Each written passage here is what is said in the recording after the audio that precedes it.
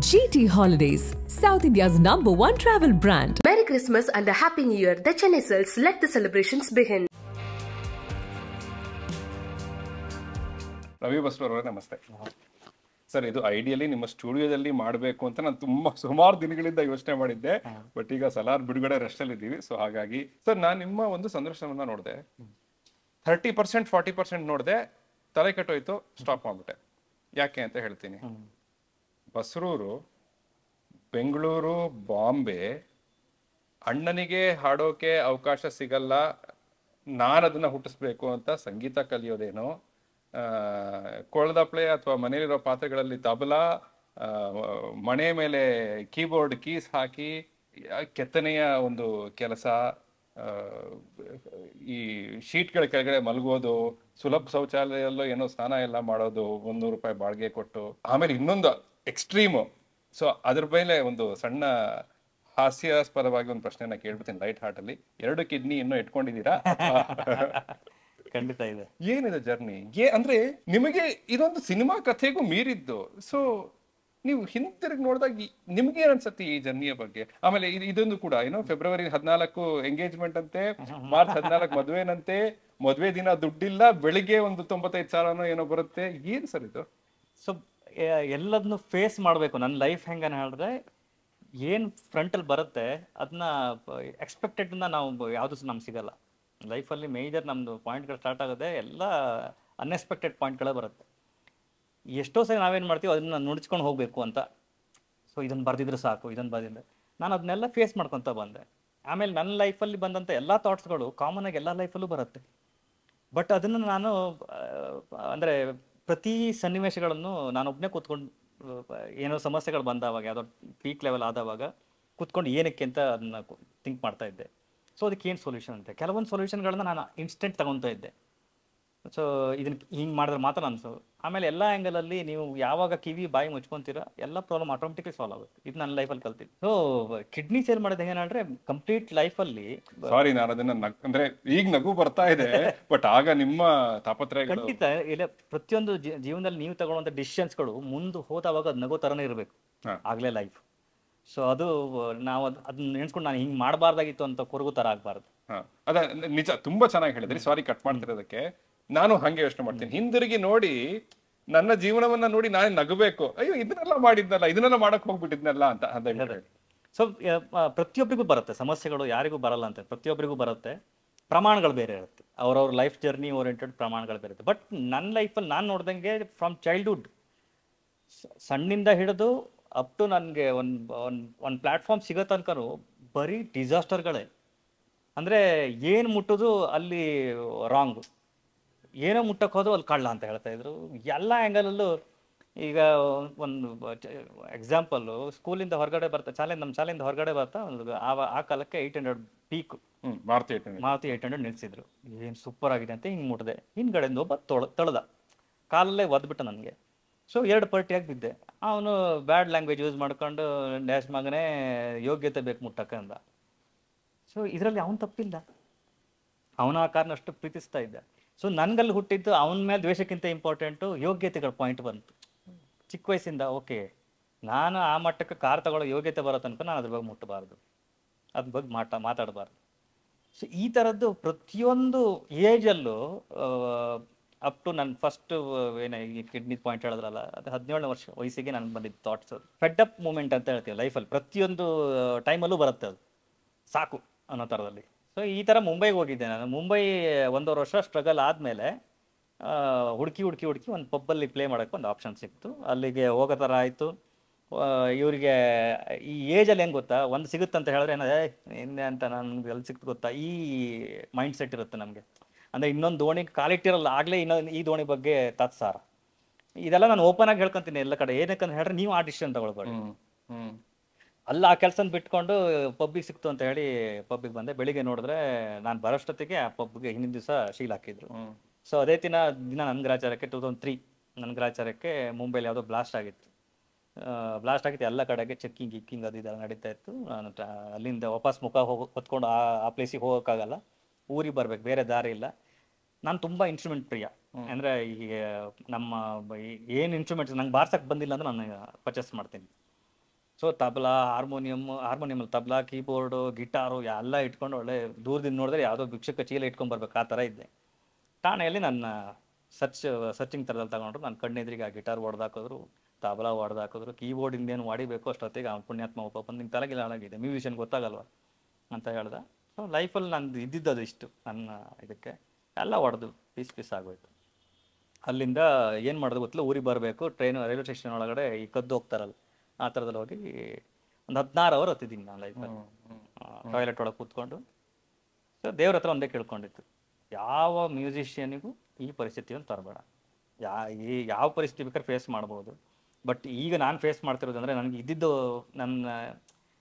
ನನ್ನ ಥಾಟ್ಸ್ಗಳನ್ನು ಶೇರ್ ಮಾಡ್ಕೊಳ್ತಿದ್ದು ಅದೊಂದರಲ್ಲೇ, ಎಲ್ಲರೂ ಏನೇ ಇದ್ರು ಅದರಲ್ಲೇ ಶೇರ್ ಮಾಡ್ಕೊತಿದ್ದೆ. ಅದೇ ಇಲ್ಲ ಅಂತ ಹೇಳಿದ್ರೆ ಸಂಗೀತ ಗೊತ್ತಿಲ್ಲದವರು ಈ ಪ್ರಪಂಚದಲ್ಲಿ ಇದ್ದಾರ ನಾನು ಫಸ್ಟ್ ಟೈಮ್ ನೋಡ್ತಾ ಇರೋದು.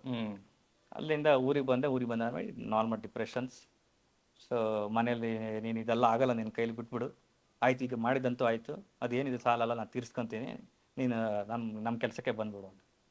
ಈ ಒಳಗಡೆ ನೀವು ಗೋಲ್ ಮುಟ್ಟಿ ಬಂದರೆ ಒಂದು ಲೆಕ್ಕ ಬೇರೆ, ಗೋಲ್ ಮುಟ್ತೇ ಬಂದಿದ್ದೀನಿ ನಾನು. ಈಗ ನಾನು ಆ್ಯಸ್ ಎ ಮ್ಯೂಸಿಕ್ ಪ್ರೊಡ್ಯೂಸರ್ ಆಗಿ ಅಲ್ಲಿ ಹೋಗಿ ಮಾಡಿ ಇದು ನಂಗೆ ಆಗಲ್ಲ ಅಂತ ನಾನು ವಾಪಸ್ ಬಂದರೆ ನಾನು ನೋಡ್ಕೊಂಡು ಬಂದಂಗೆ.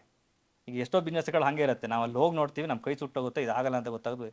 ನಾನು ಏನೂ ನೋಡೇ ಇಲ್ಲ, ಮುಟ್ಟಕ್ಕೆ ಹೋಗಿಲ್ಲ, ಆಗಲೇ ಡಿಸಿಷನ್ ಕೊಡ್ತಾ ಇದ್ದಾರೆ ಇದು ಆಗಲ್ಲ ಇದರಲ್ಲಿ ಅಂತ ಹೇಳಿ. ನನ್ನ ಕಣ್ಣೆದ್ರಿಗೆ ಎಲ್ಲರೂ ಕಾರ್ ತಗೊಂಡು ಓಡಾಡ್ತಾ ಇದ್ದಾರೆ, ಮನೆ ತೊಗೊಂಡಿದ್ದಾರೆ, ಎಲ್ಲದೂ ಒಂದು ಏನು ಅವ್ರು ಅಚೀವ್ಮೆಂಟ್ ಮಾಡ್ಬೇಕಂತ ಅಂದ್ಕೊಂಡಿದ್ದಾರೆ ಅದರ ಆ್ಯಂಗಲ್ ಎಲ್ಲ ಅವ್ರು ತಂದಿದ್ದಾರೆ. ನನ್ನ ಹತ್ರ ಆಗ್ತಾ ಇಲ್ಲ, ಆದರೂ ಕೇಳ್ತಿಲ್ಲ. ಆವಾಗ ಎಲ್ಲ ಟೆಲಿಫೋನ್ ಬುಕ್ಕಲ್ಲಿ ಹಿಂಗೆ ನೋಡಿದೆ, ಒಂದು ಹಾಸ್ಪಿಟ್ಲ್ ಸಿಕ್ತು, ಹಾಸ್ಪಿಟ್ಲಿಗೆ ಫೋನ್ ಮಾಡಿ ಹೇಳಿದೆ.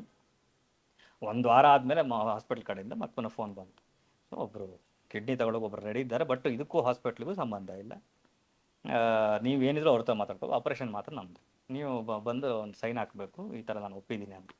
ನಾನು ಯಾರಿಗೂ ಹೇಳಲಿಲ್ಲ, ಆಯಿತಾ. ಇವತ್ತು ನನ್ನ ಥರಲ್ಲಿ ಅಲ್ಲಿ ಹೋಗ್ತಾನೆ ಪೆನ್ ಪೇಪರಲ್ಲಿ, ಓಕೆ ಪ್ಯಾಂಟ್ ಹೊಲ್ದಿದ್ದೆ 75 ರೂಪಾಯಿ, ಎಲ್ಲ ಪಿನ್ ಟು ಪಿನ್, ಈ ಸಾಲಗಳೆಲ್ಲ ಈ ಥರದ್ದೇ, ಇದೆಲ್ಲ ಕೊಟ್ಬಿಟ್ಟು ಕಂಪ್ಯೂಟ್ರಿಗೆ ಇಷ್ಟು ತಗೊಳ್ಬೇಕು, ಹಿಂಗೆ ತಗೋಬೇಕು, ಎಲ್ಲ ಹೋಯ್ತು. ನನ್ನ ಕ್ಯಾಲ್ಕುಲೇಷನ್ ಆ ಥರ. ಅಲ್ಲಿ ಹೋಗಿ ಕಿಡ್ನಿ ಕೊಡೋದು ಪ್ರೋಸೆಸ್ಸೇ ಗೊತ್ತಿಲ್ಲ ನನ್ನ ಲೆಕ್ಕದಲ್ಲಿ, ಹಿಂಗೆ ಹೋಗಿ ಹಿಂಗೆ ಕಿತ್ತು ಹಿಂಗೆ ಕೊಡೋದು, ಹಿಂಗೆ ಹೋಗೋದು ಅಂತ. ಸೊ ಈ ಆ್ಯಂಗಲ್ ನಾನು ಅಲ್ಲಿ ಹೋದವಾಗ ಎಲ್ಲ ಪ್ರೋಸೆಸ್ ಎಲ್ಲ ಆಯಿತು, ಸೈನ್ ತಗೊಂಡ್ರು, ಒಂದು ಮಾರ್ಕ್ ಹಾಕಿದ್ರು, ಬೆಡ್ಡಲ್ಲಿ ಮಲ್ಕೊಂಡಿದ್ದೀನಿ, ಈ ಥರ ಒಂದು ಲೈಟ್ ಮೇಲ್ಗಡೆ ಇದೆ. ಆಪರೇಷನ್ ಥಿಯೇಟರ್ ಅಲ್ಲ. 20 ವಯಸ್ಸು ನಿಮಗೆ? 17. ಸೊ ಈ ಆಪರೇಷನ್ ಥಿಯೇಟರ್ ಅಲ್ಲ, ಹೊರಗಡೆ ಒಂದು ರೆಸ್ಟಿಗೆ ಇರಿ ಅಂತ ಹೇಳಿ, ಅಲ್ಲಿ ಖಾಲಿ ಪ್ಲೇಸು, ಆ ಲೈಟ್ ಏನೋ ಮಾತಾಡ್ದಂಗೆ, ಅನ್ಕಾನ್ಷಿಯಸ್ ನಾನು ಇದ್ದೀನಿ ಆಲ್ರೆಡಿ, ಏನಾಗ್ತಿದೆ ಅಂತ ಪ್ರಪಂಚ ಗೊತ್ತಿಲ್ಲ, ಏನೋ ಆ ಲೈಟ್ ಮಾತಾಡ್ದಂಗೆ, ನನ್ನ ಮಗನೇ ನೀನು ಇದು ಈ ಥರ ಕಿಡ್ನಿ ಕೊಡ್ತಾ ಇದ್ದೀನಿ ಅಂತ ನೀನು ಯಾವ ಫ್ರೆಂಡ್ಸಿಗೂ ಹೇಳಿಲ್ಲ, ಮನೆಯವರಿಗೂ ಹೇಳಿಲ್ಲ, ಏನೂ ಹೇಳಿಲ್ಲ, ಆಯಿತು. ಇದು ಯಾವುದಕ್ಕೋ ಪಾಯಿಂಟ್ ಇಟ್ಕೊಂಡು ಬಂದಿದೆಯಾ ಇಲ್ಲಿ, 2 ಕಿಡ್ನಿ ಕಿತ್ತು ಬಿಸಾಕಿದ್ರೆ ನಿನ್ನ ಕತೆ ಏನು? ಮತ್ತು ಪುನಃ ಹುಟ್ಟಿ, ಮತ್ತು ಪುನಃ ಅಂಗನವಾಡಿ, ಫಸ್ಟ್ ಸ್ಟ್ಯಾಂಡರ್ಡು, ಮತ್ತೆ ಇದೇ ಥರ 17 ವರ್ಷಕ್ಕೆ ಬರಬೇಕು ನೀನು, 17 ವರ್ಷ ವೇಸ್ಟ್ ನಿಂದು ಓಡಿಲಿಂದ ಅಂತ. ಸೊ ಅಲ್ಲಿಂದ ಹಿಂಗೆ ಓಡ್ದವನು ಒಂದು ರುಸು ಮಾಡ್ಕೊಂಬರ್ತೀನಂತೆ ಇವರಿಗೆ ಹೇಳಿ ಬಂದೆ. ಮಂಗಳೂರು ಬಸ್ ಸ್ಟ್ಯಾಂಡಲ್ಲಿ ಒಂದು ಆ ಥರ 3 ದಿವಸ ಮಲ್ಕೊಂಡಿದ್ದೆ. ಆ ಕಡೆ ಈ ಕಡೆ ದುಡ್ಡಿಲ್ಲ, ವಾಪಸ್ ಮನೆ ಹೋಗಿ. ಎಲ್ಲ ಕಡೆ ಈ ಎಂಗೇಜ್ ಬಂದವಾಗ ನಮಗೆ ಸಮಸ್ಯೆ ಏನನ್ನು ಹೇಳಿದ್ರೆ, ಈ ಏನಂತೀವಿ ನಾರ್ಮಲ್ ಆಗಿ ಅವ್ರು ಏನು ಅನ್ಕೊಂತಾರೋ, ನನ್ನ ಇಮೇಜ್ ಏನಾಗುತ್ತೆ.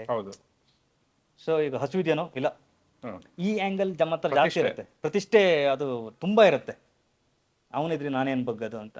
ಈ ಆ್ಯಂಗಲಲ್ಲಿ 3 ದಿವಸ ಹಸು ಇಲ್ದಂಗೆ ಅದನ್ನೆಲ್ಲ ಕಟ್ಕೊಂಡು ನೀರು ಕುಟ್ಕೊಂಡೆಲ್ಲ ಕಳೆದೆ. ವಾಪಸ್ ಮನೆಗೆ ಬರೋಕ್ಕೆ ದಾರಿ ಇಲ್ಲ, ಮನೆಗೆ ಹೋದರೆ ನಮ್ಮ ಕೆಲ್ಸಕ್ಕೆ ಹಾಕ್ತಾರೆ.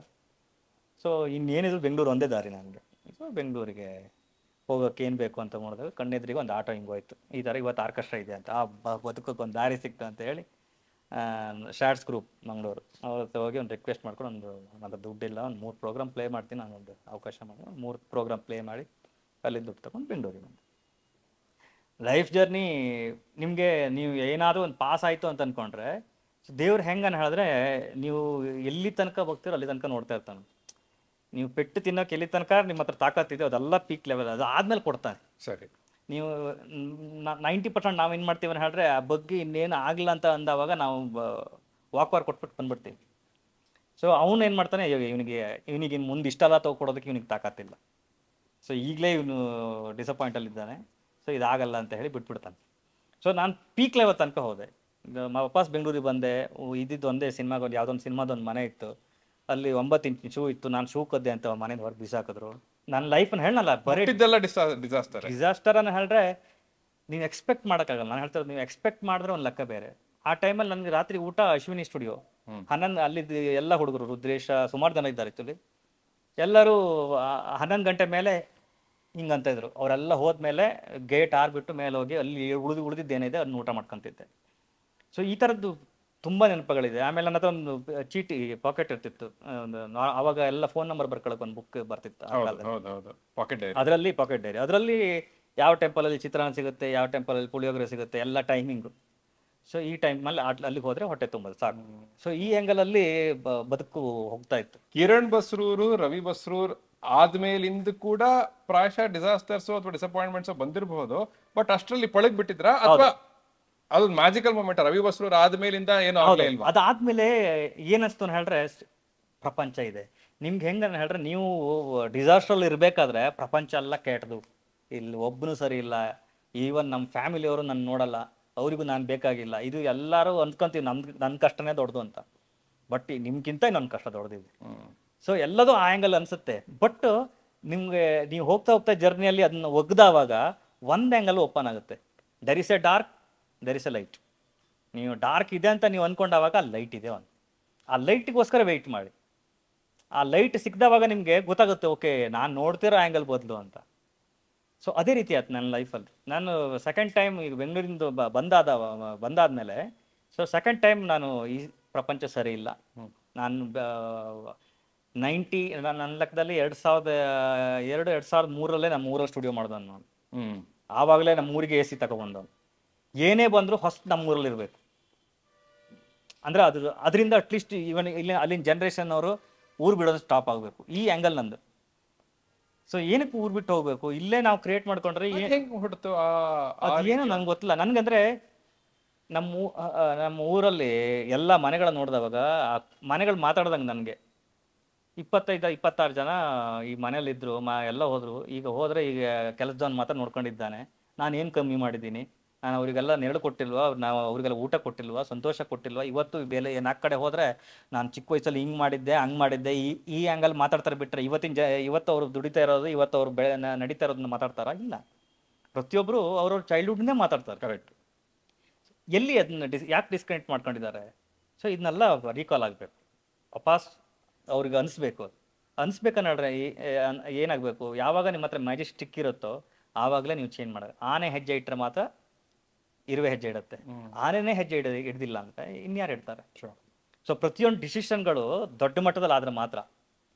ಆ ದೊಡ್ಡ ಮಟ್ಟದಲ್ಲಿ ಏನಂತಾರೆ ಈಗ ರೆಸೊಲ್ಯೂಷನ್ ನೀವು ಥಿಂಕ್ ಮಾಡೋದು ಬೇರೆ, ಎಕ್ಸಿಕ್ಯೂಟ್ ಮಾಡೋದು ಬೇರೆ. ನೀವು ಎಕ್ಸಿಕ್ಯೂಟ್ ಮಾಡಿದವಾಗಲೇ ಮಾತ್ರ ಅದು ಮಾತಾಡೋದು. ಸರ್, ಇದನ್ನ ನೀವು ಹೇಳೋದು ಒಬ್ಬ ಮನುಷ್ಯನ ಮೊದಲ 20 ವರ್ಷಗಳು ಮಾತ್ರ ಅವನಿಗೆ ಮಿಕ್ಕದೆಲ್ಲ ಮುಂದಿನ ಜನರೇಷನ್. ಇದನ್ನ ನಾನು ನನ್ನ ಜೀವನದಲ್ಲಿ ಕಂಡುಕೊಂಡಿದ್ದು. ಕ್ಯಾಲ್ಕುಲೇಟ್ ಮಾಡ್ತಾವ ನಾನು, ಅಂದರೆ ಸುಮ್ಮನೆ ಕೂರಲ್ಲ, ಕೂತವಾಗ ಏನಾದ್ರು ಒಂದು ಆ್ಯಂಗಲ್ನ ಥಿಂಕ್ ಮಾಡ್ತಿರ್ತೀನಿ. ಯಾಕೆ ಎಲ್ಲರೂ ಒಂದು ಬೇರೆ ಆ್ಯಂಗಲಲ್ಲಿ ಹೋಗ್ತಾ ಇದ್ದಾರೆ, ಅವ್ರವ್ರದ್ದು ಏನೋ ಸ್ವಾರ್ಥ ಈ ಆ್ಯಂಗಲಲ್ಲೇ ಯಾಕೆ ಬದುಕ್ತಾ ಇದ್ದಾರೆ? ಓಕೆ, ಎಲ್ಲರೂ ಒಳ್ಳೇದಾದ್ರೆ ಹೆಂಗೆ, ಎಲ್ಲರೂ ಕೆಟ್ಟವರು ಆದ್ರೆ ಹೆಂಗೆ? ಏನೂ ಇಲ್ಲ, ಒಳ್ಳೆಯವರು ಬೇಕು, ಕೆಟ್ಟವರು ಬೇಕು. ಆ ಕೆಟ್ಟವ್ರು ಇಲ್ಲ ಅಂತ ಹೇಳಿದ್ರೆ ನಿಮ್ಗೆ ಮೋಟಿವೇಶನ್ ಕ್ರಿಯೇಟ್ ಆಗಲ್ಲ. ಪಾಯಿಂಟ್. ಸೊ ಕೂತ್ಕೊಂಡು ಆಲೋಚನೆ ಮಾಡ್ತಾ ಬಂದರೆ ಈಗ ಇವತ್ತಿನ ಸರಿಸುಮಾರು ಇವತ್ತಿನ ಏಜ್ ಪ್ರಕಾರ ನೋಡಿದ್ರೆ 60 ವರ್ಷ ಒಬ್ಬ ಬದುಕ್ತಾನೆ. ನಾವು 10 ಗಂಟೆ ಮಲ್ಕೊಂಡ್ರೆ ಬೆಳಿಗ್ಗೆ 9 ಗಂಟೆ ಎಲ್ಲ ಮುಗಿಸಿ ಹೋಗ್ತಾ ಒಂದು ಕೆಲಸಕ್ಕಂತ ಹೊರಟು ಒಂದು 10-10:30. ಆ್ಯಾವ್ರೇಜ್ ಕ್ಯಾಲ್ಕುಲೇಟ್ ಮಾಡ್ರೆ 12 ಅವರ್ ಹೋಯ್ತು ನಮ್ಮದು. ಅಂದರೆ 60 ವರ್ಷದಲ್ಲಿ 30 ವರ್ಷ ಗಾನ್. ಹೌದಾ? ಉಳಿದಿದ್ದು 30 ವರ್ಷ. ಅದರಲ್ಲಿ 10 ವರ್ಷ ನಿಮಗೆ 15 ವರ್ಷ ಏನಿದೆ ಈ SSLC ತನಕ ನಿಮ್ಗೆ ಏನಂತ ಗೊತ್ತಿಲ್ಲ ಪ್ರಪಂಚ. ಹೋಗು ಓಡು ಓಡು ಓಡು ಓಡು, ಅದು ಕಲಿ ಇದು ಕಲಿ, ಅವನು ಇಷ್ಟು ತಗೊಂಡ, ಇವನು ಇಷ್ಟು ಫ್ಯಾಮಿಲಿ ತಗೊಂಡ, ಇವನು ಇದು ಮಾಡ್ದ ಅದು ಮಾಡ್ದ, ಬರೇ ಈ ಆ್ಯಂಗಲಲ್ಲೇ ನಿಮ್ಮನ್ನು ತಲೆ ತುಂಬಿಸ್ತಾರೆ. ಬಿಟ್ಟರೆ ನಿಮ್ಮ ಆ್ಯಂಗಲ್ನ ಓಪನ್ ಮಾಡೋಕ್ಕೆ ಸ್ಪೇಸ್ ಇರಲಿಲ್ಲ. ನಿಮ್ಗೆ ಓಪನ್ ಮಾಡೋ ಸ್ಪೇಸನ್ನೇ ನಿಮಗೆ ಕೊಡ್ತಾ ಇರಲಿಲ್ಲ. ಸೊ ಅದರಲ್ಲಿ ಕೆಲವೊಬ್ಬರು ಮಾತ್ರ ಸಪ್ರೇಟ್ ಸ್ಪೇಸ್ ಮಾಡ್ಕೊಂಡು ಕೆಲವ್ರು ಬಂದರು. ಬಟ್ ಇದೆಲ್ಲ ಆ್ಯಂಗಲ್ ನೋಡಿದವಾಗ 15 ವರ್ಷ ಅಲ್ಲೋಯ್ತು. ಇನ್ನು ಉಳಿದಿದ್ದು 15 ವರ್ಷ ನಿಮ್ಮ ಹತ್ರ ಅಲ್ವಾ? 15 ವರ್ಷದಲ್ಲಿ ಈಗ 10th ಆದಮೇಲೆ ಡಿಗ್ರಿ ಆಯಿತಾ, ಇದನ್ನೆಲ್ಲ ಮುಗಿಸ್ಕೊಂಡು 5 ವರ್ಷ ಡಿಗ್ರಿ, ಅದರಲ್ಲಿ ಏನು ಮಾಡ್ತೀರಂತ ಗೊತ್ತಿಲ್ಲ, ಯಾವ ಕೆಲಸಕ್ಕೆ ಹೋಗ್ಬೇಕಂತ ಗೊತ್ತಿಲ್ಲ. ಮುಗಿಸಿದ್ರೆ ಎಲ್ಲ ಆಯ್ತು, ಇನ್ನೇನು ಟೇಕ್ ಓವರ್ ಆಯಿತು ಅನ್ನೋ ಅಷ್ಟೊತ್ತಿಗೆ ಎಜುಕೇಷನ್ ಲೋನ್ ಬಂದು ತಲೆ ಮೇಲೆ ಕೂತ್ಕೊಂತು. ಆಯಿತಾ, ಇನ್ನೊಂದು 5 ವರ್ಷ ನಿಮಗೆ ಅದನ್ನು ತೀರ್ಸೋದಕ್ಕೆ ನಿಮಗೆ ಡೈವರ್ಟ್ ಮಾಡೋಕ್ಕೆ ಸಾಧ್ಯ ಇಲ್ಲ. ಇನ್ ಕೇಸ್ ಇದ್ರ ಗ್ಯಾಪಲ್ಲಿ ನಿಮ್ಗೆ ಎಲ್ಲರೂ ತಂಗಿ ಮದುವೆ ಮಾಡು, ಆ ಸಾಲ ತಗೊಬಂದು ಕೂರಿಸು. ಸೊ ಇವೆಲ್ಲದು ನೋಡಿದ್ರೆ ನಿಮ್ಮ ಆ್ಯಂಗಲಲ್ಲಿ ನಾನು ಕ್ಯಾಲ್ಕುಲೇಟ್ ಮಾಡಿದವಾಗ ನನಗಂತ ಸ್ವಂತಕ್ಕೆ ಉಳಿಯೋದು 5 ವರ್ಷ. 60 ವರ್ಷದಲ್ಲಿ ಈ 5 ವರ್ಷ ನಾನು 1 ರೂಪಾಯಿ ವೇಸ್ಟ್ ಮಾಡೋಲ್ಲ. ಒಳ್ಳೇದಕ್ಕೆ ಕಳೀರಿ, ಒಳ್ಳೆ ವಿಚಾರಗಳನ್ನು ಮಾತಾಡಿ. ನಾನು 200% ಹೇಳ್ತೀನಿ. ಸೊ ಈಗ ನಾವು ಎಷ್ಟು ಮಾತಾಡ್ತಿದ್ದೀವಲ್ಲ, ನಿಮ್ಮ ಮೈಂಡ್ ಇದರಿಂದ ಹೊರಗಡೆ ಹೋಗೋಕ್ಕೆ ಸಾಧ್ಯನೇ ಇಲ್ಲ. ಸೊ ಯಾಕಂದರೆ ಇದಿಷ್ಟು ಫ್ಯಾಕ್ಟ್ಗಳು ನಮ್ಮ ಲೈಫಲ್ಲಿ ನಾವು ವೇಸ್ಟ್ ಮಾಡ್ತಿರೋ ಟಾಪಿಕ್ಗಳು ಅನ್ವಾಂಟೆಡ್ ವೇಸ್ಟ್ಗಳನ್ನ ಮಾಡ್ತಾ ಇದ್ದೀವಿ. ಸೊ ಸೋಷಿಯಲ್ ಮೀಡಿಯಿಂದ ಸ್ಟಾಪ್ ಮಾಡಿದೆ. ಸೊ ಎಲ್ಲೆಲ್ಲ ನನ್ನ ಸಮಯ ವ್ಯರ್ಥ ಆಗ್ತಿದೆ ಅದನ್ನೆಲ್ಲ ಕಟ್ ಮಾಡ್ತಾ ಬಂದೆ. 3 ವರ್ಷ ಆಯ್ತು ನನಗೆ ಸೋಷಿಯಲ್ ಮೀಡಿಯಿಂದ ಹೊರಗಡೆ ಬಂದು. ಸೊ ಯಾರು ಬೇಕಾದ್ರೆ ಬಂದು ನನ್ನ ಜೊತೆ ಕೂತ್ಕೊಂಡು ಮಾತಾಡಲಿ, ಗಟ್ಟೆ ಮಾತಾಡ್ತೀನಿ, ಅಟ್ಲೀಸ್ಟ್ ಅವರಿಂದ ವಿಷಯ ಹೋಗುತ್ತೆ. ಸೊ ಈ ಆ್ಯಂಗಲಲ್ಲಿ ಏನೆಲ್ಲ ಮಾಡ್ಬೋದು, ಮತ್ತು ಪುನಃ ಆತ್ಮವಿಶ್ವಾಸ ಹುಟ್ಟಾಕಕ್ಕೆ ಏನೆಲ್ಲ ಪ್ರಯತ್ನಗಳು ಮಾಡ್ಬೋದು, ಅದನ್ನೆಲ್ಲ ಮಾಡ್ತಾ ಬರ್ತಾ ಇದ್ದೀನಿ. ಸೊ ಅಭಿಮಾನ ಹುಟ್ಟಬೇಕು, ನಿಮ್ಮ ಭಾಷೆ ಬಗ್ಗೆ ನಿಮ್ಮ ಅಭಿಮಾನ ಹುಟ್ಟಬೇಕು, ನಿಮ್ಮ ಊರು ಬಗ್ಗೆ ನಿಮ್ಮ ಅಭಿಮಾನ ಹುಟ್ಟಬೇಕು, ನಿಮ್ಮ ಆಸುಪಾಸು ನಿಮ್ಮ ಸ್ನೇಹಿತರ ಬಗ್ಗೆ ನಿಮ್ಮ ಅಭಿಮಾನ ಹುಟ್ಟಬೇಕು, ಪ್ರತಿಫಲಾಪೇಕ್ಷೆ ಇಲ್ಲದ ಅಭಿಮಾನ ಹುಟ್ಟಬೇಕು. ಇದಿಷ್ಟು ಆಗ್ಬೇಕಂತ ಹೇಳಿದ್ರೆ ಟೈಮ್ ತಗೊಳುತ್ತೆ. ಸೊ ಇದನ್ನು ಹೆಂಗೆ ಕವರ್ ಮಾಡೋದು ಅಂತ ಹೇಳಿ ಊರಿನ ಹಾಡು ಮಾಡಿದೆ. ನಮ್ಮೂರ ಭಾಷೆ ಮಾತಾಡೋಕ್ಕೆ ಎಲ್ಲರೂ ಬೇಜಾರು ಪಡ್ತಾಯಿದ್ರು, ನಮ್ಮೂರಿನವ್ರೆ. ಸೊ ಅವ್ರ ಆ್ಯಂಗಲಲ್ಲಿ ಒಂದು ಹಾಡು ಮೂಲಕ ಅವ್ರಿಗೆ ತೋರಿಸಿದ್ರೆ, ಅಯ್ಯೋ ನಮ್ಮೂರು ಭಾಷೆ ಹಾಡನ್ನು ಕೇಳ್ಬೋದಾ ಅಂತ. ಸೊ ರೆಹಮಾನ್ ಸರ್ ಸ್ಟುಡಿಯೋದಲ್ಲಿ ಮಿಕ್ಸ್ ಮಾಸ್ಟರ್ ಮಾಡಿಸಿದೆ. ಆಟ ಕಾಲಕ್ಕೆ 9 ಲಕ್ಷ ಖರ್ಚು ಮಾಡಿ ಹಾಡು ಕೊಟ್ಟೆ, ಬಂದೆ. 1.5 ವರ್ಷ ಆದ್ಮೇಲೆ ಗೊತ್ತಾಯ್ತು ಅದು ಹಿಟ್ ಆಯಿತು ಅಂತ. ಪ್ರತಿಫಲಾಪೇಕ್ಷೆ ಇಲ್ಲದ ಕೆಲಸಗಳನ್ನು ನೀವು ಮಾಡ್ತಾ ಬನ್ನಿ. ಸೊ ನಮ್ಮೂರ ಹಾಡಲ್ಲಿ ಇನ್ನೊಂದು ಹಾಡು ಮಾಡಿದೆ, ವಿಜಯ್ ಪ್ರಕಾಶ್ ಅವ್ರ ಹಾಡ್ತು, ಅನಿತಾ, ಅದು ಸೂಪರ್ ಹಿಟ್ ಹಾಡು. ನನಗೆ ಅದ್ರದ್ದು ಎಕ್ಸ್ಪೆಕ್ಟೇಷನ್ ಇಲ್ಲ. ನನ್ನ ಕೈಲಾದಿದ್ದೇನು ನನಗೆ ದೇವ್ರು ಕೊಟ್ಟಿದ್ದಾನೆ ಮ್ಯಾಜೆಸ್ಟಿಕ್, ನಾನೀಗ ಅದನ್ನ ಉಪಯೋಗಿಸ್ಬೇಕು. ಎಲ್ಲರ ಥರನೂ ಊರು ಬಿಟ್ಟು ಬಂದಾದ್ಮೇಲೆ ಊರನ್ನ ಮರೆತವ್ರು ಸುಮಾರು ಜನ ಇದ್ದಾರೆ. ಆ ಲಿಸ್ಟಲ್ಲಿ ನಾನು ಮಾತಾಡ್ಬೋದು, ಬಟ್ ನಾನು ಎಕ್ಸಿಕ್ಯೂಟಿವ್ ಅದನ್ನ ತೋರಿಸಲಿಲ್ಲ ಅಂತ ಹೇಳಿದ್ರೆ ಅವ್ರ ಲಿಸ್ಟಲ್ಲಿ ನಾನು ಹೋಗ್ತೀನಿ. ಈ ದಾರಿಯಲ್ಲಿ ನಾನು ಬರಬಾರ್ದು. ಸೊ ಇದನ್ನು ಸ್ಟೆಪ್ ಬೈ ಸ್ಟೆಪ್ ಕಾನ್ಫಿಡೆನ್ಸ್ ಮಾಡ್ತಾ ಬಂದೆ. ಅಂದರೆ ಪ್ರತಿಯೊಬ್ಬರಿಗೂ ಅವ್ರವ್ರ ಬಗ್ಗೆ ಒಂದು ಅವೇರ್ನೆಸ್ ಕೊಡಬೇಕು. ಸೊ ನಾನು ಇದ್ದೀನಿ, ನಾನು ತೋರಿಸ್ಕೊಬೇಕು.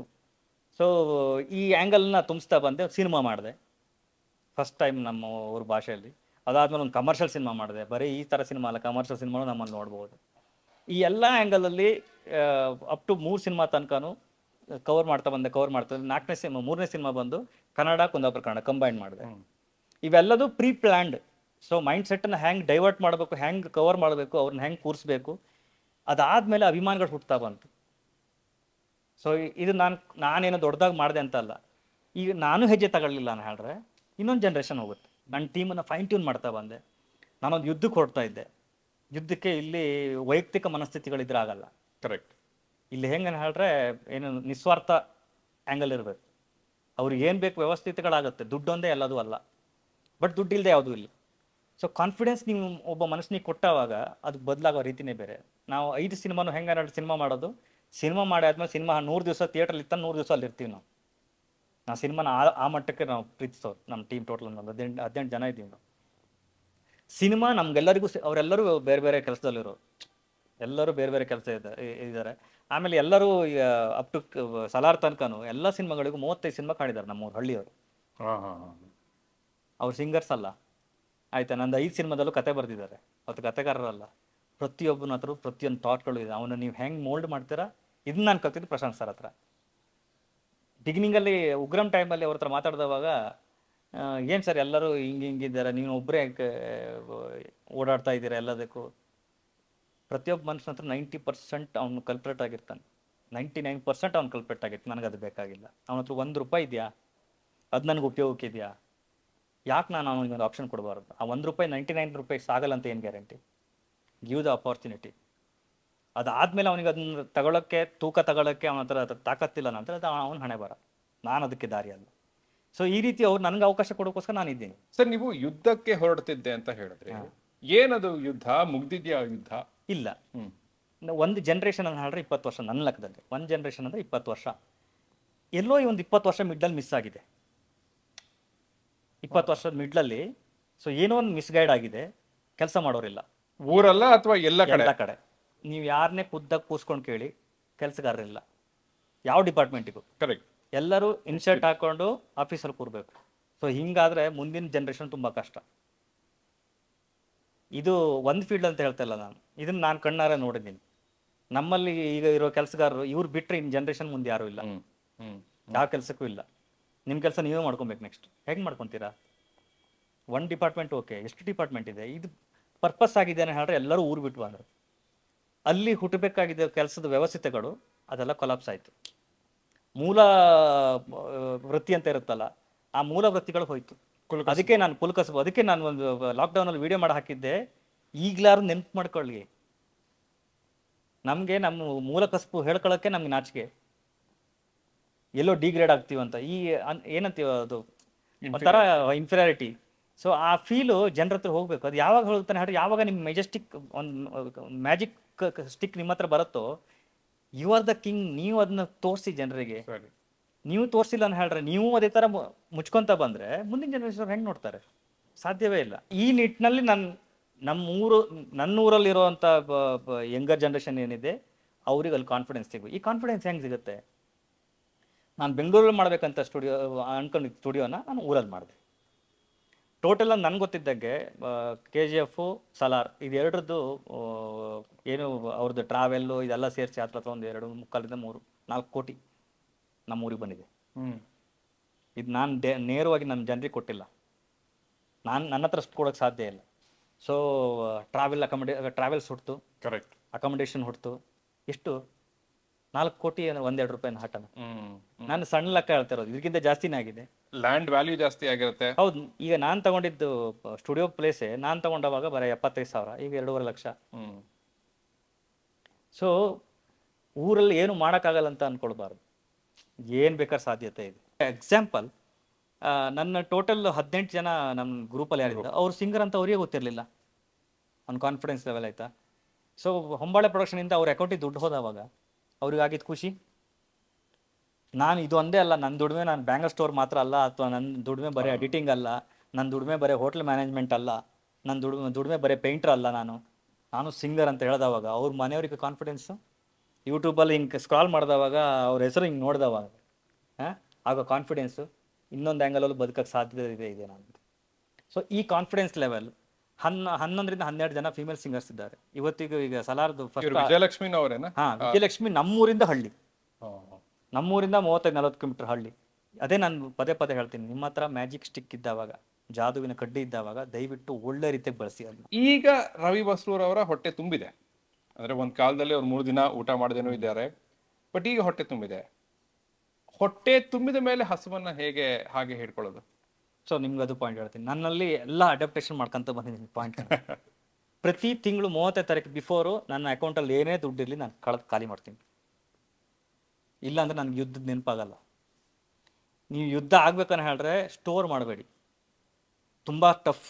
ಏನು ಮಾತಾಡೋದು ತುಂಬ ಈಸಿ, ನೀವು ಕಳೆಯೋದು ಅದನ್ನು ಏನು ನಡ್ಸ್ಕೊಂಡು ಹೋಗೋದು ತುಂಬ. ನನ್ನ ಅಕೌಂಟು ಎಲ್ಲರೂ ಆಪ್ರೇಟ್ ಮಾಡ್ತಾರೆ, ಯಾರೇ ನಮ್ಮ ಸ್ಟುಡಿಯೋಲಿರೋ ಎಲ್ಲರೂ ಆಪ್ರೇಟ್ ಮಾಡ್ತಾರೆ. ನಾನು ಗೂಗಲ್ ಪೇಯಿಂದ ಹಿಡಿದು ನನ್ನ ಮೊಬೈಲಿಗೆ ಲಾಕ್ ಇಲ್ಲ. ಐ ಆಮ್ ಕಂಪ್ಲೀಟ್ಲಿ ಟ್ರಾನ್ಸ್ಫರ್, ಏನು ಕನ್ನಡಿ ಥರ ಇದ್ದೀನಿ. ಯಾರಿಗೆ ಬೇಕಾದ್ರೂ ಮೊಬೈಲ್ ಕೊಟ್ಕೊಂಡು ಅವ್ನು ಹೋಗಿ ಅಲ್ಲಿ ಪೇಮೆಂಟ್ ಮಾಡಿ ಬರ್ತಾನೆ. ಯಾವ ರಿಸ್ಟ್ರಿಕ್ಷನ್ಸು ಇಲ್ಲ. ಆ ಥರದಲ್ಲಿ ಓಪನಲ್ಲಿ ಬದುಕಿ ಬಂದಿದ್ದೀನಿ. ಸಾಧ್ಯತೆ ಇದೆ, ಸಾಧ್ಯತೆ ಇಲ್ಲ ಅಂತ ಇಲ್ಲ. ಆ ಟ್ರಾನ್ಸ್ಪರೆನ್ಸಿ ಆಗ್ಬೇಕಂತ ಹೇಳಿದ್ರೆ ಪ್ರತಿ ತಿಂಗಳು ಅವರೇ ನೋಡ್ತಾರೆ. ಸರ್ ಎಂತ ಸರ್ ಅಕೌಂಟಲ್ಲಿ ದುಡ್ಡಿಲ್ಲ, ಬರುತ್ತೆ, ಯಾಕೆ ತಲೆ ಕೆಡ್ಸ್ಕೊಂಡು. ಸೊ ಆಮೇಲೆ ನನ್ನ ಜೊತೆ ಕೆಲಸ ಮಾಡೋರು ನನ್ನ ಪೇಮೆಂಟ್ ಇಲ್ಲ ಅಂತ ತೊಂದರೆ ಸರ್ ಮುಂದಿನ ತಿಂಗಳು ಕೊಡಿ. ಇವೆಲ್ಲದು ನಿಮ್ಮ ಆಸುಪಾಸು ಇರೋರನ್ನ ನೀವು ಬದಲು ಮಾಡ್ದಂಗೆ, ಅವ್ರ ಒಳಗಡೆ ಒಂದು ಕಾನ್ಫಿಡೆನ್ಸ್ ಕೊಟ್ಟಂಗೆ. ನಮ್ಮಲ್ಲಿ ಕಾರ್ಪೆಂಟ್ರಿ ಕೆಲಸ ಮಾಡೋರು ನಮ್ಗೆ ಹಾಡ್ತಾರೆ. ನನ್ನ ಕಾರ್ಪೆಂಟ್ರಿ ಕೆಲಸಕ್ಕಿಂತ ದುಡ್ಡು ಜಾಸ್ತಿ ನಮ್ಮ ಸಿಂಗಿಂಗಲ್ಲಿ ಬರುತ್ತೆ. ಸೊ ಇದನ್ನು ಮೇಜರಾಗಿ ತಗೊಂಬೇಡ. ನಿನ್ನ ವೃತ್ತಿ ಏನಿದೆ ಹಂಗಂತ ಈಗ ಒಳ್ಳೆ ಹಾಡ್ತಾ ಇದೆಯಾ ಅಂತ ಹೇಳಿ ನೀನು ನಿಮ್ಮ ವೃತ್ತಿ ಬಿಟ್ಟು ಇಲ್ಲಿ ಬರಬೇಡ. ಸರಿ, ಹೊಟ್ಟೆಪಾಡು ನಿಮ್ಮ ಫ್ಯಾಮಿಲಿ ಏನಿದೆ, ಸಿನಿಮಾ ಈ ಎಂಟರ್ಟೈನ್ಮೆಂಟ್ ಏನಿದೆಯಲ್ಲ ಇದು ಎಲ್ಲರಿಗೂ ಒಲ್ದು ಬರುತ್ತಂತ ಗೊತ್ತಿಲ್ಲ. ಬಟ್ ನನಗೆ ಬಂದಿದ್ದನ್ನ ನಿಮ್ಗೆ ಹೆಂಗೆ ಕೊಡಬೇಕು ಅಂತ ನಾನು ಕೊಟ್ಟಿದ್ದೀನಿ. ಅದೊಂದು ರಿಸೋರ್ಸ್, ಸೈಡ್ ರಿಸೋರ್ಸ್ ಥರ. ಸೊ ಇದನ್ನ ಇಟ್ಕೊಂಡು ಕಾನ್ಫಿಡೆನ್ಸ್ ಲೆವೆಲ್ ಹೇಳ್ತಾ ಬನ್ನಿ. ಊರಲ್ಲ ಎಂತ ಅಲ್ಲಿಗೆ ಹೋಗ್ಬೋದು, ನಮ್ಮಲ್ಲಿ ಇಲ್ಲೇ ಹತ್ತಲ್ಲ ಅಂತೇಳಿ ಒಲಿದ್ ಬರೋದು ಅನ್ನೋದ್ರ ಬಗ್ಗೆ ಹೇಳಿದ್ರೆ, ನಿಮಗೆ ಸಂಗೀತ ಟ್ರೈನಿಂಗ್ ಅಂತ ಏನೂ ಇಲ್ಲ. ಸೊ ಸಂಗೀತ ಕೂಡ ಪುಟ್ಟ ಒಬ್ಬನಿಗೆ ಒಲಿದು ಬರ್ಬೋದಾ? ಇಲ್ಲ. ನಾನು ಕ್ಲಾಸ್ ಮಾಡಿದ್ದೀನಿ, ಮ್ಯೂಸಿಕ್ ಕ್ಲಾಸ್. ನಾನು ಹೆಂಗೆ 12 ದಿವಸದಲ್ಲಿ ಮ್ಯೂಸಿಕ್ ಕಲಿತೆ, ಅದೇ ಕ್ಲಾಸ್ ಥರದಲ್ಲಿ ನಾನು ಟೋಟಲ್ 45 ಜನ ಸ್ಟೂಡೆಂಟ್ಸ್ ಇದ್ದಾರೆ. ಅದರಲ್ಲಿ ಒಬ್ಬರಿಗೂ, ಕೆಲವರಿಗಂತೂ ಕಂಪ್ಯೂಟರ್ ಮುಟ್ಟೆ ಗೊತ್ತಿಲ್ಲ, ಕೆಲವರಿಗೆ ಹಾಡೋಕ್ಕೂ ಗೊತ್ತಿಲ್ಲ, ಸಂಗೀತ ಜ್ಞಾನವೇ ಇಲ್ಲ. ನನಗೂ ಗೊತ್ತಿಲ್ಲ. ನಾನು ಸಂಗೀತ ನೋಡಿದ್ದು ಫ್ರೀಕ್ವೆನ್ಸಿ ಓರಿಯೆಂಟೆಡ್, ಇಡೀ ಪ್ರಪಂಚದ ಫ್ರೀಕ್ವೆನ್ಸಿ ಏನಿದೆ ಸೊ ಅದು ಇರೋದೇ ಜಿ ಸ್ಕೇಲಲ್ಲಿ. ಹತ್ರ ನನ್ನ ಲೆಕ್ಕದಲ್ಲಿ ಫ್ರೀಕ್ವೆನ್ಸಿ 7 to 8 ಸಮಥಿಂಗ್ ಏನೋ ಬರುತ್ತೆ, 963 ಇದು ಅಕ್ಕಪಕ್ಕ ಬರುತ್ತೆ ಜಿ ಸ್ಕೇಲ್. ಇಡೀ ಪ್ರಪಂಚ ನಾವೆಲ್ಲರೂ ಕನೆಕ್ಟ್ ಆಗಿರೋದು ಆ ಕ್ಯಾಲ್ಕುಲೇಷನಲ್ಲಿ. ಸೊ ಈ ಉದಾಹರಣೆಗೆ ನಾನು ಆಲ್ಮೋಸ್ಟ್ ನನ್ನ ಮ್ಯೂಸಿಕ್ನಲ್ಲಿ ಆ ಸ್ಕೇಲನ್ನು ನಾನು ಕ್ಯಾರಿ ಮಾಡ್ತೀನಿ. ಎಲ್ಲದರಲ್ಲೂ ನೀವು ಕನೆಕ್ಟ್ ಆಗಬೇಕು ಅಂತ. ನಮಗೂ ನಿಮಗೂ ಸಂಬಂಧ ಇರೋದು ಇಡೀ ಮಗು. ಸರ್ ಆ ಶ್ರುತಿಯನ್ನ ಹೇಳಕ್ಕಾಗತ್ತಾ? ಜಿ ಅಲ್ಲ, ನನ್ಗೆ ಅಷ್ಟೊಂದು ಇದಿಲ್ಲ. ನಾನು ನೀವು ಜಿ ಸ್ಕೇಲ್ ಅಂತ ಹೇಳಿದ್ರೆ ಗೂಗಲ್ ಅಲ್ಲಿ ಹೊಡೆದ್ರೆ ಸಿಗುತ್ತೆ. ಮಗು ಹುಟ್ಟಿ 6 ತಿಂಗಳಿಗೆ ಅಳ್ತಾ ಇರುತ್ತೆ. ಏನಕ್ಕೆ ಅಳ್ತಾ ಇದೆ ಅಂತ ನಮ್ಗೆ ಗೊತ್ತಿಲ್ಲ. ಇಲ್ಲೊಂದು ಸೌಂಡ್ ಇದೆ, ಇಡೀ ನಮ್ಮ ಪ್ರಪಂಚದಲ್ಲಿ ಒಂದು ಸೌಂಡ್ ಇದೆ. ಆ ಸೌಂಡ್ ಬಂದು ಜಿಯಲ್ಲಿದೆ. ಅದು ಕೇಳಿ ಕೇಳಿ ಕೇಳಿ ಕೇಳಿ ಕೇಳಿ 6 ತಿಂಗಳಾದ್ಮೇಲೆ ಗೊತ್ತಾಗುತ್ತೆ ಇದು ಕಾಮನ್ ಸೌಂಡ್ ಅಂತ. ಈಗ ಉದಾಹರಣೆಗೆ ಕೆಂಗೇರಿ ಇದ್ದವ್ರಿಗೆ ಹೋಗಿ ಏನಿದು ವಾಸನೆ ಹೇಳ್ರಿ, ಏನಿದೆ, ಏನು ಇಲ್ವಲ್ಲ. ಸೊ ಅದು ನಿಮ್ಮ ಬ್ರೈನಿಗೆ ಆಮೇಲೆ ನಿಮ್ಮ ಸಂಜ್ಞಾ ಶಕ್ತಿಗೆ ಅದು ಫಿಕ್ಸ್ ಮಾಡಿಬಿಡುತ್ತೆ, ಇದಕ್ಕೆ ತಲೆ ಕೆಡ್ಸ್ಕೊಂಬೇಡ, ಬದುಕು ನೀನು ಅಂತ. ಇದೇ ರೀತಿ ಆ ಸ್ಕೇಲ್ ಒಂದು ನಮಗೆ ಕ್ಯಾರಿ ಆಗಿಬಿಟ್ಟಿದೆ ನಮ್ಮೆಲ್ಲರಲ್ಲೂ. ಸೊ ಇದು ಕನೆಕ್ಟಿಂಗ್ ಪ್ರಪಂಚದ ಸ್ಕೇಲು ಜಿ. ಸೊ ಈ ಕನೆಕ್ಟಿಂಗ್ ಸ್ಕೇಲು ನಾನು ಮಿಕ್ಸ್ ಮಾಡ್ತಾ ಅಥವಾ ನಾನು ವರ್ಕ್ ಮಾಡ್ತಾ ಸೌಂಡ್ಗಳಲ್ಲಿ ಪ್ರತಿಯೊಂದರಲ್ಲೂ ನಾನು ಆ ಶೇಪನ್ನು ತರಕ್ಕೆ ಟ್ರೈ ಮಾಡ್ತೀನಿ. ಸೊ ಇದು ಯಾವ ರೀತಿಯಲ್ಲಿ ಇದು ನಿಮ್ಗೆ ಕನೆಕ್ಟ್ ಆಗಬೇಕು, ಇದು ನಿಮಗೆ ಮೋಟಿವೇಶನ್ ಕೊಡಬೇಕಾ, ಸೌಂಡ್ ಶಬ್ದವನ್ನು ನಾನು ನೋಡಿದ್ದ ಬಗೆ ಹಾಗೆ. ಆಮೇಲೆ ನನಗೆ ಈ ಸರಿಗಮ ಪದನಿ ಏನೂ ಗೊತ್ತಿಲ್ಲ. ನಾನು ನಿಮಗೆ ಎಕ್ಸಾಂಪಲ್, ಈಗ ಕೀಬೋರ್ಡ್ ನೀವು ನೋಡಿದಿರಲ್ಲ, ಕೀಬೋರ್ಡಲ್ಲಿ 12 ಮಣಿಗಳಿದೆ. ನಾನು ಕಾರ್ಡ್ಸ್ ಅಂತ ಗೊತ್ತಾಗೋಕ್ಕೆ ನನಗೆ ಎಷ್ಟೋ ವರ್ಷ ಬೇಕಾಯಿತು. ಇದನ್ನು ಸಿಂಪ್ಲಿಫೈ ಮಾಡಿ ನಿಮ್ಗೆ ಹೆಂಗೆ ಹೇಳೋದು ಅಂತ. ಸೊ ಯಾವುದೇ ಫಿಂಗರ್ ನೀವು ತಗೊಳ್ಳಿ, 1 4 8 ಆಯಿತಾ. 1 4 8 ಬಂದು ಮೈನರ್ ಸ್ಕೇಲ್. 1 5 8 ಅಂದರೆ 1ನೇದು ಮಣಿ, 1ನೇದು ಕೀ, 5ನೇ ಕೀ, 8ನೇ ಕೀ ಮೇಜರ್. 1 ವರ್ಷ ಕಲಿಯೋದನ್ನ ನಿಮ್ಗೆ 2 ಸೆಕೆಂಡಲ್ಲಿ ಹೇಳ್ಕೊಟ್ಟೆ ನಾನು. ಈ ಸಿಂಪ್ಲಿಫೈ ಮಾಡ್ತಾ ಬಂದೆ. ಓಕೆ, ಹೆಂಗೆ ಇವರಿಗೆ ಕನ್ವೆ ಮಾಡೋದು, ಇವ್ರ ತಲೆಯೊಳಗಡೆಗೆ ಕೀಬೋರ್ಡ್ ಅಂದರೆ ಅದು ಹಿಂಗಿರುತ್ತೆ ಹಂಗಿರುತ್ತೆ, ಕಾರ್ಡ್ಸು ಅಂದರೆ ಎಲ್ಲರೂ ಮಾರ್ಕೆಟಿಂಗ್ ಗಿಮಿಕ್ಸ್ ಉಪಯೋಗಿಸ್ಕೊಂಡಿದ್ದಾರೆ. ಇದನ್ನು ಎಕ್ಸಾಂಪಲ್, ನೀವೊಂದು ಗಿಟಾರ್ ಕ್ಲಾಸಿಗೆ ಹೋದರೆ ಒಂದು ತಿಂಗಳಿಗೆ ನಿಮಗೆ ವಾರಕ್ಕೆ 1 ಕ್ಲಾಸ್ ಅಂತ ಹೇಳಿದ್ರೆ ತಿಂಗಳಿಗೆ 4 ಕ್ಲಾಸ್, 12 4 48 ಕ್ಲಾಸ್. ಅಂದರೆ ನೀವು 48 ಗಂಟೆಲಿ ಕಲಿಬೋದಲ್ಲ. 1 ವರ್ಷ ಏನಕ್ಕೆ ವೇಸ್ಟ್ ಮಾಡಿದ್ವಿ? 1 ವರ್ಷ ಆದಮೇಲೆ ಗೊತ್ತಾಗುತ್ತೆ ನಿಮಗೆ ನಮ್ಗೆ ಗಿಟಾರ್ ಬರಲ್ಲ ಅಂತ. You are wasting your 1 year. So ಈ ಆ್ಯಂಗಲಲ್ಲಿ ಈ ಫೋನ್ ಒಂದು ಬಂದು ನಾವು ಹಾಳಾಗಿದ್ದೀವಿ ಅಷ್ಟೇ. ಫೋನ್ ಸೈಡಿಗೆ ಇಟ್ಟು ಏನು ಬೇಕಾದ್ರೆ ಅಚೀವ್ ಮಾಡ್ಬೋದು. ಅದನ್ನ 48 ಗಂಟೆ ಅಲ್ವಾ, 48 ಗಂಟೆ ಅದನ್ನ ಬಿಟ್ಬಿಟ್ಟು ಇಲ್ಲಿ ಕೆಲಸ ಮಾಡಿ 2 ದಿನ. ಸೊ ಈ ಆ್ಯಂಗಲಲ್ಲಿ ಅವ್ರನ್ನೆಲ್ಲ ಮೈಂಡ್ ಸೆಟ್ ಮಾಡ್ತಾ ಬಂದೆ. ಆಮೇಲೆ ಪ್ರತಿಯೊಂದು ಈಗ ಸಂಗೀತ ಹೆಂಗನ ಹೇಳಿದ್ರೆ, ನೀವು ಈಗ ಚಿಟಿಕೆ ತಗೊಂಡ್ರು ಇದರಲ್ಲಿ ಅಷ್ಟು ಫ್ರೀಕ್ವೆನ್ಸಿ ಇದೆ. ನಿಮ್ಮನ್ನ ಅಟ್ರಾಕ್ಟ್ ಮಾಡುವಂಥ ಎಲ್ಲ ಫ್ರೀಕ್ವೆನ್ಸಿಗಳು ಪ್ರಪಂಚ ಭಗವಂತ ಆ ಥರ ಕ್ರಿಯೇಟ್ ಮಾಡಿಕೊಟ್ಟಿದ್ದಾನೆ. ನೀವು ಎಲ್ಲಿ ಯಾವ ಫ್ರೀಕ್ವೆನ್ಸಿಯಿಂದ ಏನು ಬೇಕಾದ್ರೆ ರೆಡಿ ಮಾಡ್ಬೋದು. ಆ ಫ್ರೀಕ್ವೆನ್ಸಿ ಇಂಪಾರ್ಟೆಂಟ್. ಅದನ್ನೇ ಇಟ್ಕೊಂಡು ಹಾಡು ಹೇಳಿದ್ರೆ ಮಳೆ ಬರುತ್ತೆ, ಹಾಡು ಹೇಳಿದ್ರೆ ಬೆಂಕಿ ಉರಿಯುತ್ತೆ. ಸೊ ಇವೆಲ್ಲದೂ ಸಾಧ್ಯತೆಗಳಿದೆ. ಸೊ ಈಗ ರೀಸೆಂಟ್ ಏನು ರಿಸರ್ಚ್ ನಾನು ನೋಡಿರೋ ಪ್ರಕಾರ ಈಗ ಗೊತ್ತಾಗ್ತಾ ಇದೆ, sound can lift the stone. So ಅದನ್ನೇ ಬ್ರಾಮ್ಸ್ ಅಂತ ನಾವು ಉಗ್ರಮಲ್ಲಿ ಕ್ರಿಯೇಟ್ ಮಾಡಿದ್ವಿ. ಇದೆಲ್ಲ ನಾನು ಹೇಳಿದೆ, ನನ್ನ ಲೈಫೇ ಎಕ್ಸ್ಪೆರಿಮೆಂಟಲ್. ಸೊ ಉಗ್ರಮಲ್ಲಿ ಕ್ರಿಯೇಟ್ ಮಾಡಿದ್ರೆ ಅದು ಹಾಗೆ ಕ್ಯಾರಿ ಆಯ್ತು ಎಲ್ಲ ಕಡೆಗೂ. ಬ್ರಾಮ್ಸ್ ಅಂದರೆ at A time major frequency, ನಿಮ್ಮನ್ನು ಅಟ್ರಾಕ್ಟ್ ಮಾಡುವಂಥ ಎಲ್ಲ ಫ್ರೀಕ್ವೆನ್ಸಿಗಳನ್ನ ಅಟ್ ಎ ಟೈಮ್ ನಿಮ್ಗೆ ಪ್ರೊಡ್ಯೂಸ್ ಮಾಡೋದು. ಸೊ ನಿಮಗೆ ಹೆಂಗಾಗುತ್ತೆ ಅನ್ನೋ ಅದನ್ನ ಕೇಳಿದ ಕೂಡಲೇ ಎಲ್ಲೇ ನೀವು ಯಾವ ಆ್ಯಂಗಲಾಗಿದ್ದು ನಿಮ್ಮ ಅಟ್ರಾಕ್ಟಲ್ಲಿ ಹೋಗುತ್ತೆ. ಅಟ್ ಎ ಟೈಮ್ ನಿಮ್ಮ ಬಾಡಿ ಕೇಳುವಂಥ ಅಷ್ಟು ಫ್ರೀಕ್ವೆನ್ಸಿಗಳನ್ನು ನಿಮ್ಗೆ ಕೊಡೋದು. ಕಲ್ಲೇ ಎದ್ದು ಬಿಡುತ್ತೆ. ಸೊ ಇದು ಬಿಫೋರ್ ನಮ್ಮಲ್ಲಿ ಏನಂತ ಹೇಳಿದ್ರೆ, ನಾನು ಏನು ಸೌಂಡ್ ಕ್ರಿಯೇಟ್ ಆಗುತ್ತೆ ಅದನ್ನ ನಿಮಗೆ ಕೊಡೋದಕ್ಕೆ ನಮ್ಮ ಹತ್ರ ಇಕ್ವಿಪ್ಮೆಂಟ್ಸ್ ಇಲ್ಲ. ಎಕ್ಸಾಂಪಲ್, ಬಿಫೋರ್ ಥಿಯೇಟರ್ ಇದ್ದಿದ್ದು ಬೇರೆ, ಈಗ ಇದ್ದಿದ್ದು ಬೇರೆ. ಇವಾಗ ಆ ಟೆಕ್ನಾಲಜಿ ಬಂದಿದೆ. ನಮ್ಮ ಹತ್ರ 32 ಮೆಗಾಪಿಕ್ಸೆಲ್ ವಿಡಿಯೋ ಇದೆ, ಬಟ್ ನಾವು ನಿಮ್ಗೆ ಕೊಡ್ತಾ ಇರೋದು 2K. ರೀಲಲ್ಲಿ ರೆಕಾರ್ಡ್ ಆಗೋದು 32 ಮೆಗಾಪಿಕ್ಸೆಲ್, ಬಟ್ ನಾನು ನಿಮ್ಗೆ ಪ್ರೊಡ್ಯೂಸ್ ಮಾಡೋಕ್ಕಾಗೋದು, ನಿಮಗೆ ಕಂಟೆಂಟ್ ಕೊಡೋಕ್ಕಾಗೋದು 2K. ಸೊ ನಮ್ಮ ಹತ್ರ ಕಂಟೆಂಟ್ ಇದೆ. ಆಡಿಯೋ ರೆಕಾರ್ಡ್ ಆಗೋದು 196K ಅಲ್ಲಿ, ಬಟ್ ನಾನು ನಿಮ್ಗೆ ಕೊಡ್ತಾ ಇರೋದು 48. ಅದು ಬಿಫೋರ್ ಒಂದು 5 years ಬಿಫೋರ್ ಬರೇ 44 kW ಅಂತ ಅದರಲ್ಲಿ ಇದ್ದಿದ್ದು. ಈಗ ಅಟ್ಲೀಸ್ಟ್ 4080 ಬಂದಿದೆ, ಇನ್ನೂ 196 ಅಂದರೆ ಎಷ್ಟಿದೆ. ಸೊ ಅದನ್ನು ನಿಮಗೆ ಕೊಡುವಂಥ ಟೆಕ್ನಾಲಜಿ ನಮ್ಮ ಹತ್ರ ಇಲ್ಲ. ಅದು ಆಯ್ತಾನೆ ಹೇಳಿದ್ರೆ, ನಾನು ಹೇಳ್ತಿರೋ ಸಿನಿಮಾನ ಥಿಯೇಟ್ರಿಗೆ ಹೋಗಿ ನೋಡೋದು 2 ಆ್ಯಂಗಲ್ ಇದೆ. ಒಂದು, ನೀವು ಸ್ಟೋರಿ ವೈಸ್ ನೋಡೋದು. ನಾನು ಹೇಳೋದು, ಪಿಕ್ಚರ್ ಚೆನ್ನಾಗಿರಲಿ ಚೆನ್ನಾಗಿರಲಿ ಹೋಗಿ ಕಣ್ಣು ಮುಚ್ಕೊಂಡು, ಚೆನ್ನಾಗಿಲ್ಲ ಅಂದರೆ ಕಣ್ಣು ಮುಚ್ಕೊಂಡಿರಿ. ಸೊ ಅಲ್ಲಿ ಬರುವಂಥ ಸೌಂಡು ನಿಮ್ಮ ಬಾಡಿಯ ಎಲ್ಲ ಇದನ್ನು ಏನು ನರ್ವ್ಸ್ ಏನಿದೆ ಅಥವಾ ಬ್ಲಾಕೇಜ್ ಏನಿದೆ ಅದಷ್ಟು ಕ್ಲಿಯರ್ ಮಾಡೋ ತಾಕತ್ತು ಸೌಂಡಿಗಿದೆ. ನಿಮಗೆ ಹಾರ್ಟ್ ಬ್ಲಾಕ್ ಇರೋದು ನೋಡೋದೇ ಸೌಂಡಲ್ಲಿ. ಸೌಂಡನ್ನು ಒಳಗಡೆ ಫುಲ್ ಮಾಡಿ ಒಳಗಡೆ ಎಲ್ಲಿ ಹೋಗಿ ಟಚ್ ಇದೆ ಅದು ವಾಪಸ್ ಬರುತ್ತೆ. ಲವ್ಲಿ. ಸೊ ನಿಮ್ಗೆ ಎಲ್ಲಿ ಬ್ಲಾಕ್ ಇದೆ ಅಂತ ಸೌಂಡಲ್ಲೇ ಚೆಕ್ ಮಾಡೋದು. ಅದಾದ್ಮೇಲೆ ಗೊತ್ತಾಗುತ್ತೆ ಇಷ್ಟು ದೂರದಲ್ಲಿ ಬ್ಲಾಕೇಜ್ ಇದೆ ಅಂತ. ಅದಾದ್ಮೇಲೆ ಮತ್ತೆ ಸೌಂಡನ್ನು ಹೈಪ್ ಮಾಡಿ ಅದು ಬ್ಲಾಸ್ಟ್ ಆಗುತ್ತೆ. ಆ ಎಲ್ಲ ಸೌಂಡ್ಗಳು ಥಿಯೇಟರ್ ಸಿಗುತ್ತೆ ನಿಮಗೆ, ನೀವು ಮೊಬೈಲಲ್ಲಿ ಸಿಗಲ್ಲ. ಥಿಯೇಟ್ರಿಗೆ ಹೋಗಿ ಅದನ್ನ ಫೀಲ್ ಮಾಡಿ, ಆ ಸಬ್ಬನ್ನ, ಆ ಫ್ರೀಕ್ವೆನ್ಸಿಗಳನ್ನು ಫೀಲ್ ಮಾಡಿ. ಯಾವ ಪ್ಲೇಸ್ ಇದೆ ಸ್ವಾಮಿ, ನೀವು ಟೆಂಪಲಿಗೆ ಹೋದರೂ ನೀವು ಆಧ್ಯಾತ್ಮ ಮಾತ್ರ ಇರುತ್ತೆ ನಿಮಗೆ. ಒಂದೇ ಪ್ಲೇಸು ಥಿಯೇಟ್ರು, ಸಿನಿಮಾ. ನಿಮಗೆ ಅಟ್ ಎ ಟೈಮ್ ಅಳಿಸುತ್ತೆ, ಅಟ್ ಎ ಟೈಮ್ ನಗಿಸುತ್ತೆ, ಸಿಟ್ಟು ಬರ್ಸುತ್ತೆ. ಇದು ಬಿಟ್ಟರೆ ಬೇರೆ ಯಾವುದೂ ಇಲ್ಲ. ಆಮೇಲೆ ಇಲ್ಲಿ ನೀವು ಯಾವ ರಿಲಿಜನ್ಸ್ಗಳು ಇಲ್ಲ. ಹೌದು, ಒಂದೇ ಪ್ಲೇಸ್. ನನಗೆ ಗೊತ್ತಿದ್ದಂಗೆ ನಾನು ನೋಡ್ತಿರೋ ಆ್ಯಂಗಲ್ ಹಾಗೆ. ಸೊ ನನ್ನ ಸೌಂಡಲ್ಲಿ ನಾನು ಥಿಯೇಟ್ರಿಗೆ ಬಂದವಾಗ ಅವ್ರನ್ನ ಹೆಂಗೆ ಕೂರಿಸ್ಬೇಕು ಅದು ನಾನು ಕಂಡ್ಕೊಂಡಿರೋ ಸ್ಕಿಲ್ಸ್. ಸೊ ಈ ಸೀನಲ್ಲಿ ಅವ್ನು ಹೈಪರ್ ಆಗಬೇಕು, ಅವ್ನು ಮೋಟಿವೇಟ್ ಆಗಬೇಕು ಅಂತ ಹೇಳಿದ್ರೆ ನಾನು ಅದಕ್ಕೆ ಓರಿಯೆಂಟೆಡ್ ಫ್ರೀಕ್ವೆನ್ಸಿ, ನನಗೆ ಸಂಗೀತ ಗೊತ್ತಿರೋದಷ್ಟೇ. ಆ ಫ್ರೀಕ್ವೆನ್ಸಿಯಲ್ಲಿ ನಿಮ್ಮನ್ನು ತಗೊಂಡು ಕೂರಿಸ್ತೀನಿ ನಾನು. ಪ್ರಶಾಂತ್ ಸರ್ ಹತ್ರ ನಮ್ಮ ಹತ್ರ ಅವರು ನನ್ನ ಜೊತೆ ಜರ್ನಿ ಆಗಿ ಇದೆಲ್ಲದನ್ನೂ ನೋಡ್ಕೊಂಡ್ಬಿಟ್ಟಿದ್ದಾರೆ. ಸೊ ನಮ್ಮಿಬ್ಬರು ಮೈಂಡ್ ಸೆಟ್ ನಾವು ಆ ಥರದಲ್ಲಿ ಥಿಂಕ್ ಮಾಡ್ತೀವಿ. ಓಕೆ, ಈ ಸೀನನ್ನು ಎತ್ತಿ ತಗೊಂಡು ಮೇಲೆ ಕೂರಿಸ್ಬೇಕು.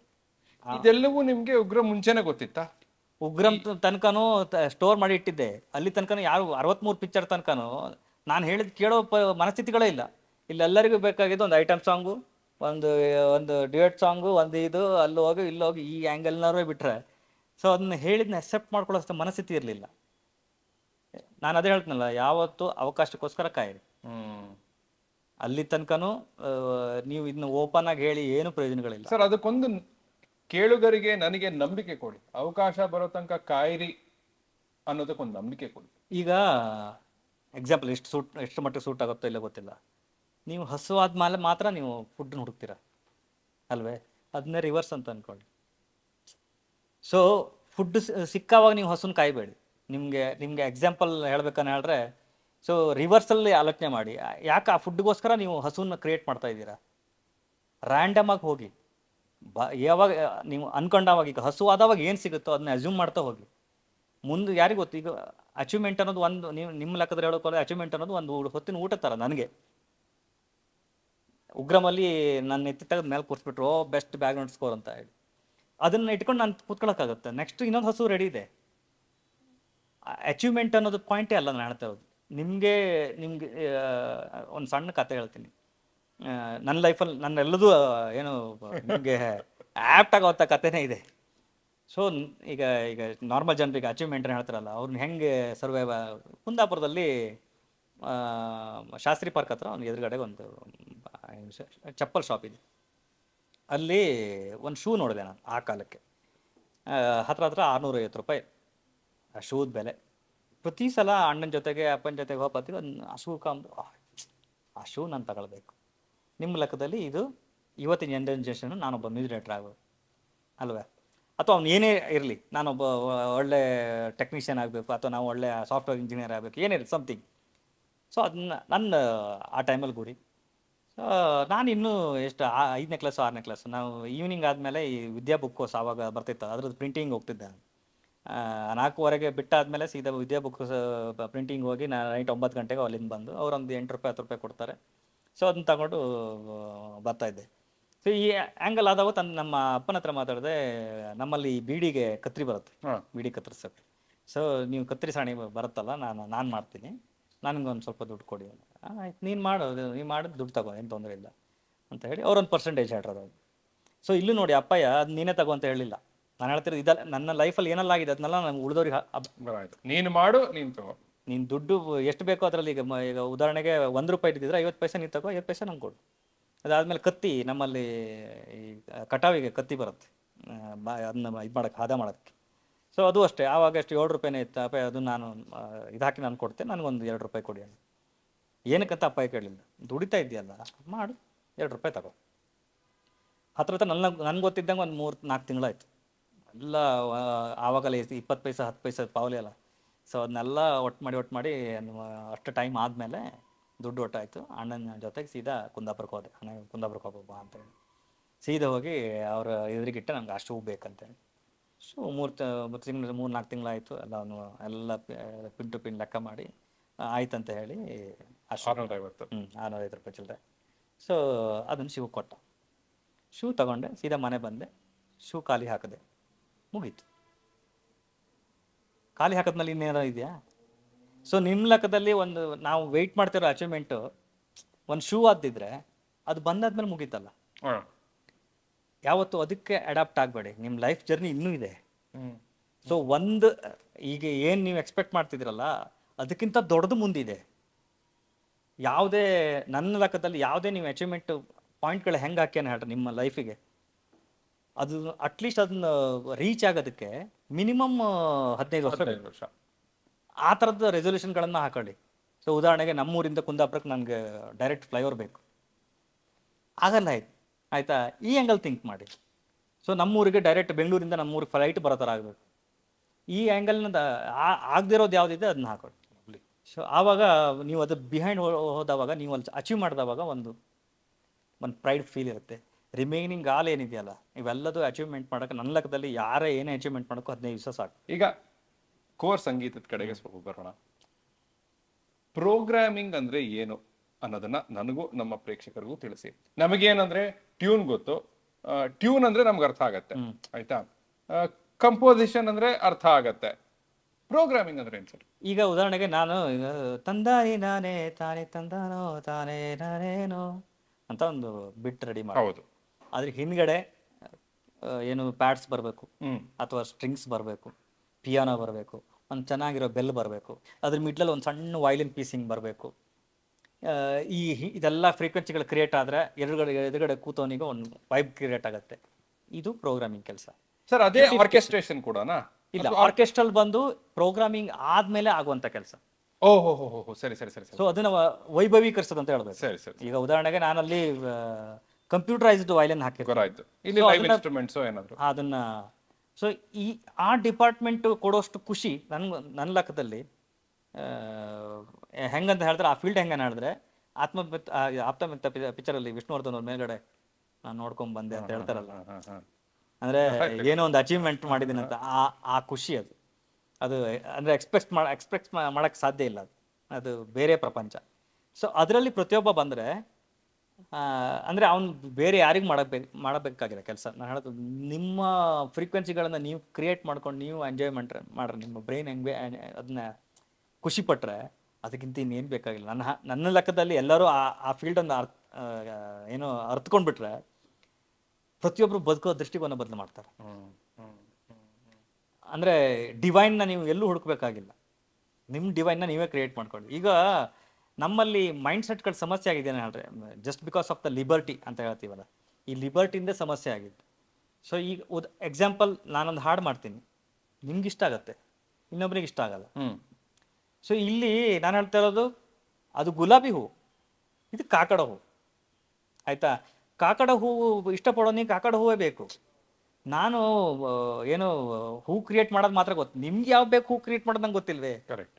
ಸೊ ಪರ್ಸ್ಪೆಕ್ಟಿವ್ ಆ್ಯಂಗಲ್ ಅಂತೀವಲ್ಲ, ಸೊ ಈ ಓಪನ್ ಲಿಬರ್ಟಿ ಜಾಸ್ತಿಯಾಗಿ ನನ್ನ ಲೆಕ್ಕದಲ್ಲಿ ಕ್ರಿಯೇಟಿವಿಟಿಗಳು ಕಮ್ಮಿ ಆಗ್ತಾ ಇದೆ. ಇದು ಪ್ರೆಷರು ಕ್ರಿಯೇಟರ್ ಮೇಲೆ ಬೀಳುತ್ತೆ. ಅವನೇನು ಮಾಡ್ತಾನೆ, ರೊಟೀನ್ ಮಾಡಕ್ಕೆ ಸ್ಟಾರ್ಟ್ ಮಾಡ್ತಾನೆ. ಓ ಜನರಿಗೆ ಇದೇ ಬೇಕೇನೋ ಅಂತ. ಅಲ್ಲೂ ಕನ್ಫ್ಯೂಷನ್. ಅಲ್ಲೂ ಅವನಿಗೆ, ನೀವು ಈಗ ಲಾಸ್ಟ್ ಟೈಮ್ ನೀವು ಉದಾಹರಣೆಗೆ ಒಂದು ಗುಲಾಬಿ ಹೂ ಬೇಕಂತ ನೀವು ಕೊಟ್ಟಿದ್ದಿದ್ರೆ, ಅವ್ನು ಇನ್ನೊಂದ್ಸಲಿ ಬರ್ತಾ ಅವನು ನೀವು ಗುಲಾಬಿ ಹೂ ಮಾಡ್ಕೊಂಡು ಹೋಗಿದ್ರೆ ಮಲ್ಲಿಗೆ ಹೂ ಎಷ್ಟು ಪರಿಮಳ ಇರುತ್ತೆ ಗೊತ್ತಾ? ಇದೇ ಸಮಸ್ಯೆ. ಇಡ್ಲಿ ತಿನ್ಬೇಕಾದ್ರೆ ಇಡ್ಲಿ ಬಗ್ಗೆ ಮಾತ್ರ ಥಿಂಕ್ ಮಾಡಿ, ನಿನ್ನೆ ತಿಂದ ದೋಸೆ ಬಗ್ಗೆ ಅಥವಾ ನಾಳೆ ತಿನ್ಬೇಕಾಗಿದ್ದು ಪುಳಿಯೋಗರೆ ಬಗ್ಗೆ ಥಿಂಕ್ ಮಾಡಬೇಡಿ. ಈ ಪಾಯಿಂಟ್ ಅಲ್ಲಿ ಇದೊಂದು ಪ್ರಶ್ನೆಯನ್ನು ಕೇಳ್ಬಿಡ್ತೀನಿ. ನೀವು ಗುಲಾಬಿ ಕಾಕಡ ಅಂತ ಹೇಳಿದಾಗ ಈ ಒಂದು ಫೀಡ್ಬ್ಯಾಕ್ ಅನ್ನ ನೀವು ಕೇಳಿರ್ತೀರಿ. ಏನು ಅಂದ್ರೆ, ಈಗ ಚಾಪ್ಟರ್ 1 KGF ಚಾಪ್ಟರ್ 1 ಉಗ್ರಂ ತಗೊಳ್ಳಿ, ಚಾಪ್ಟರ್ 1 ತಗೊಳ್ಳಿ, chapter 2, because KGF chapter 1 chapter 2 ಇನ್ನೂ ಜನಪ್ರಿಯವಾದ್ರಿಂದ ಅದ್ರ ಬಗ್ಗೆ ಕೇಳ್ತೀನಿ. ಚಾಪ್ಟರ್ 2 ಹಾಡು ಬಂದಾಗ ತೂಫಾನ್ ಬಂತು ಅನ್ಸತ್ತೆ ಮೊದಲು, ಬಂದ ಕೂಡ್ಲೆ ಓಹ್ ಚಾಪ್ಟರ್ 1 ಹಾಡಿದ್ದಂಗೆ ಇದೆ ಅಂತ ಹೇಳೋದು. ನಾನಾಗ ಯೋಚನೆ ಮಾಡಿದೆ, ಚಾಪ್ಟರ್ 1 ಇದ್ದ ಹಾಗೆ ಹಾಡ್ ಇದು ಕೊಡ್ಲಿಲ್ಲ ಅಂದ್ರೆ ಅದೇ ಚಿತ್ರದ್ದು ಅಂತಾನು ಆಗೋದಿಲ್ಲ. ಅಂದ್ರೆ KGF ಅನ್ನೋ ಒಂದು ಚಿತ್ರದ ಆ ತೋಟದ ಹೂವು ಆಗೋದಿಲ್ಲ. ಬಟ್ ಸಂಪೂರ್ಣವಾಗಿ ಬೇರೆ ಕೊಟ್ರೆ ನೀವು ಅದನ್ನ ಇದು ಬೇರೆ ಹೂವು, ಇದನ್ನ ಅದಕ್ಕೆ ಪ್ರಶಂಸೆಯನ್ನ ನೀಡ್ತೀರಾ, ಅದು ನಿಮ್ಗೆ ಇಷ್ಟವಾಗತ್ತಾ ಅದು ಗೊತ್ತಾಗಲ್ಲ. ಸೊ ಈ ಒಂದು ಎಕ್ಸ್ಪ್ಲನೇಷನ್ ಅಲ್ಲಿ ಈ ಫೀಡ್ಬ್ಯಾಕ್ ಅನ್ನ ನೀವು ಅಡ್ರೆಸ್ ಮಾಡಕ್ಕಾಗತ್ತಾ? ಈಗ ಎಕ್ಸಾಂಪಲ್, ನಾನು ಅದು ನಿಮ್ ಕಿವಿಗೂ ಬಿದ್ದಿರತ್ತಲ್ವಾ? ಅಲ್ಲ ನಾನು ನೋಡಿರಲ್ಲ, ಬಟ್ ಹಿಂಗೆ ಆಗ್ತಾ ಇದೆ ಅಂತ ಹೇಳಿ ನಮ್ಮ ಹುಡುಗರೆಲ್ಲ ಹೇಳ್ತಾರೆ. ಕರೆಕ್ಟ್. ಸೊ ಇಲ್ಲಿ ಆ್ಯಂಗಲ್ಸ್ ಏನನ್ನು ಹೇಳಿದ್ರೆ, ಎಕ್ಸಾಂಪಲ್ KGF ಚಾಪ್ಟರ್ 1 ಚಾಪ್ಟರ್ 2 ನೀವು ತಗೊಂಡೋಗುವಾಗ ಒಂದು ಮೈಂಡ್ ಸೆಟ್ ಆಫ್ ಇದನ್ನ ನಿಮ್ಗೆ ಹಾಕಿಟ್ಟಿದ್ದೀವಿ. ಹಾ. ಸೊ ಅದ್ರದ್ದು ಬಿಯಾಂಡ್ ನಾನು ನಡೆಯೋಕ್ಕೆ ಸಾಧ್ಯ ಇಲ್ಲ. ಕರೆಕ್ಟ್. ಇನ್ನೊಂದು ಒಂದು ವ್ಯಕ್ತಿದು ಒಂದು ಏನು ಪರ್ಸ್ನಾಲಿಟಿ ಅಂತ ಕ್ರಿಯೇಟ್ ಆಗಿರುತ್ತೆ. ಎಕ್ಸಾಂಪಲ್ ರವಿ ಬಸ್ರೂರ್ನವ್ರನ್ನ ನೀವು ನೋಡೋ ದೃಷ್ಟಿಕೋನ ಒಂದು ಆ್ಯಂಗಲ್ ಕ್ರಿಯೇಟ್ ಆಗಿರುತ್ತೆ. ಈ ಆ್ಯಂಗಲ್ಲು ಅದು ಗುಲಾಬಿ ಹೂ ಅಂತ ಅನ್ಕೊಳ್ಳಿ, ನೀವು ಅದರಿಂದ ಕಾಕಡ ಯಾಕೆ ಎಕ್ಸ್ಪೆಕ್ಟ್ ಅಂತ ಮಾಡ್ಕೊತೀರಾ? ಸರಿ ಸರಿ. ಈಗ ನಾನು ಪ್ರೊಡ್ಯೂಸ್ ಮಾಡೋಕ್ಕಾಗಲ್ಲ ಅಂತ ಅಲ್ಲ, ಗುಲಾಬಿಗೆ ಕಾಕಡ ಆಗಕ್ಕೆ ಇಷ್ಟ ಇಲ್ಲ ಅಂತ ಅನ್ಕೊಳ್ಳಿ. ಸರಿ ಸರಿ.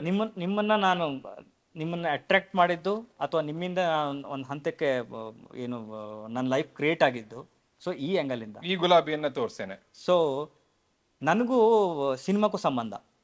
ನಾನು ಇಲ್ಲಿ ನಿಮ್ಮನ್ನ ಎಂಟರ್ಟೈನ್ ಮಾಡೋಕ್ಕಾಗಲ್ಲ, ಸಿನಿಮಾಗೆ ಏನು ಬೇಕೋ ಅದನ್ನ ಮಾಡೋದಷ್ಟೇ ನನ್ನ ಕೆಲಸ. ಅಂದರೆ ನಾನು ಬಂದಾಗಿ ದೋಸೆ ಹೊಯ್ದಾಗಿದೆ, ದೋಸೆ ಹುಯ್ದ ಮೇಲೆ ನೀವು ಬಂದ್ಕೊಂಡು ನನಗೆ ಇಡ್ಲಿ ಬೇಕಿತ್ತು ಅಂತ ಹೇಳಿದ್ರೆ ನಾನು ಹೆಂಗೆ ಮಾಡೋಕ್ಕೆ ಸಾಧ್ಯ?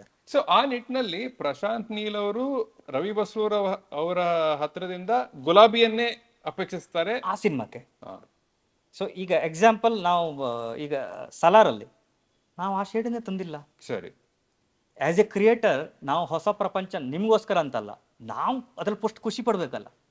ಈಗ ಆಡಿಯನ್ಸಿಗೋಸ್ಕರ ಸಿನಿಮಾ ಮಾಡೋದು ಬೇರೆ, ಫಸ್ಟು ನಾವೇ ಖುಷಿ ಪಡಲಿಲ್ಲ ಅಂದರೆ ನೀವೆಲ್ಲಿಂದ ಖುಷಿ ಪಡ್ತೀರಾ? ಇದು ನಮ್ಮ ಆ್ಯಂಗಲ್. ನಾವು ವಾವ್ ಅನ್ಸ್ಬೇಕು ನಮಗೆ. ನಾವು ಕೆಲಸ ಮಾಡ್ತಾ ನಾವು ಆ ವಾವ್ ಅನಿಸ್ಲಿಲ್ಲ ಅಂದರೆ, ಎಕ್ಸಾಂಪಲ್ ಸೆಪ್ಟೆಂಬರ್ 2018 ಬರಬೇಕಾಗಿತ್ತು. ಆ ಟೈಮಲ್ಲಿ ನಮಗಿದ್ದ ಟೈಮ್ ಪೀರಿಯಡಲ್ಲಿ ನಮ್ಗೆ ವಾವ್ ಅನ್ಸಕ್ಕೆ ಟೈಮೇ ಸಿಕ್ಕಲಿಲ್ಲ. ಸೊ ಪ್ರಶಾಂತ್ ಸರ್ ಒಳ್ಳೆ ಡಿಸಿಷನ್ ತಗೊಂಡ್ರು, Vijay sir, Prashanth sir.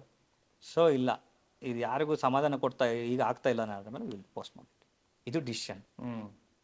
So ಬೇರೆ ಯಾವುದೇ ಸಿನಿಮಾ ಈ ನಿಟ್ಟಿನಲ್ಲಿ ಬೇರೆ ಯಾವುದೇ ಪ್ರೊಡಕ್ಷನ್ ಹೌಸ್ ಆಗಿದ್ರು ಕೂಡ ಅಯ್ಯೋ ಈ ಡೇಟ್ ಬಿಟ್ಟರೆ ಇನ್ನಿಲ್ಲ ಅಂತ ಹೇಳಿ ಅದಕ್ಕೆ ಹೋಗಿ ಇದು ಮಾಡ್ತಾಯಿದ್ರು. ಬಟ್ ಅದು ಆ ಟೈಮ್ ಪೀರಿಯಡ್ 3 ಮಂತ್ಸ್ ಇದೆಯಲ್ಲ, ನಿಮಗೆ ಯಾವುದೇ ಒಂದು ವಸ್ತು ಆದರೂ ಒಂದು ನೋಡೋಕ್ಕೊಂದು ಟೈಮ್ ಬೇಕು, ಅಂದರೆ ಚೆಕ್ ಮಾಡೋದಕ್ಕೆ. ಕರೆಕ್ಟ್. ಸೊ ಆ ಬ್ರೀತಿಂಗ್ ಟೈಮ್ ಸಿಕ್ತು ನಮಗೆ. ಸೊ ಇದರಲ್ಲಿ ಏನು ಮಾಡ್ಬೋದು? ಓಕೆ, ನಾವು ಅಂದ್ಕೊಂಡಿದ್ದ ಹಾಡುಗಳು ಇಲ್ಲಿ ಫಿಟ್ ಆಗ್ತಾ ಇಲ್ಲ, ಸರಿ, ಈ ಥರದಲ್ಲಿ ಹೋಗೋಕ್ಕೆ ಸಾಧ್ಯ ಇಲ್ಲ. ಅದಕ್ಕೋಸ್ಕರ ನಾವು ವಿಜುವಲ್ ಆದಮೇಲೆ ಏನೆಲ್ಲ ಮಾಡಬೇಕು ಅದನ್ನೆಲ್ಲ ಕಟ್ ಮಾಡ್ತಾ ಬಂದು ಹಾಡುಗಳಲ್ಲಿ ಹೆಂಗೆ ಈ ಕಥೆನ ಬಿಡ್ದಂಗೆ ನಾವು ಏನು ಮಾಡ್ಬೋದು ಅಂತ. ನಮ್ಮ ಹತ್ರ ಇನ್ನೂ ಒಟ್ಟು ನಾವು ಹಾಡು ಮಾಡಿದ್ದು 7ರಿಂದ 8, ನಿಮ್ಗೆ ಕೊಡ್ತಾ ಇರೋದು ಬರೀ 3ರಿಂದ 4 ಚಿತ್ರದಲ್ಲಿ. ಸೊ ಅದು ಯಾವುದು ಪಾರ್ಟ್ 1ಗೆ ಸೂಟ್ ಆಗ್ತಾ ಇಲ್ಲ, ಪಾರ್ಟ್ 2ಗೆ ಸೂಟ್ ಆಗ್ತಾ ಇದೆ. ಸೊ ಇಲ್ಲಿ ನಾವು ಸಿನಿಮಾ ಆ್ಯಂಗಲ್ ಬಿಟ್ಟರೆ ಮತ್ತೆ ಬೇರೆ ಆ್ಯಂಗಲ್ ಹೋಗಲ್ಲ.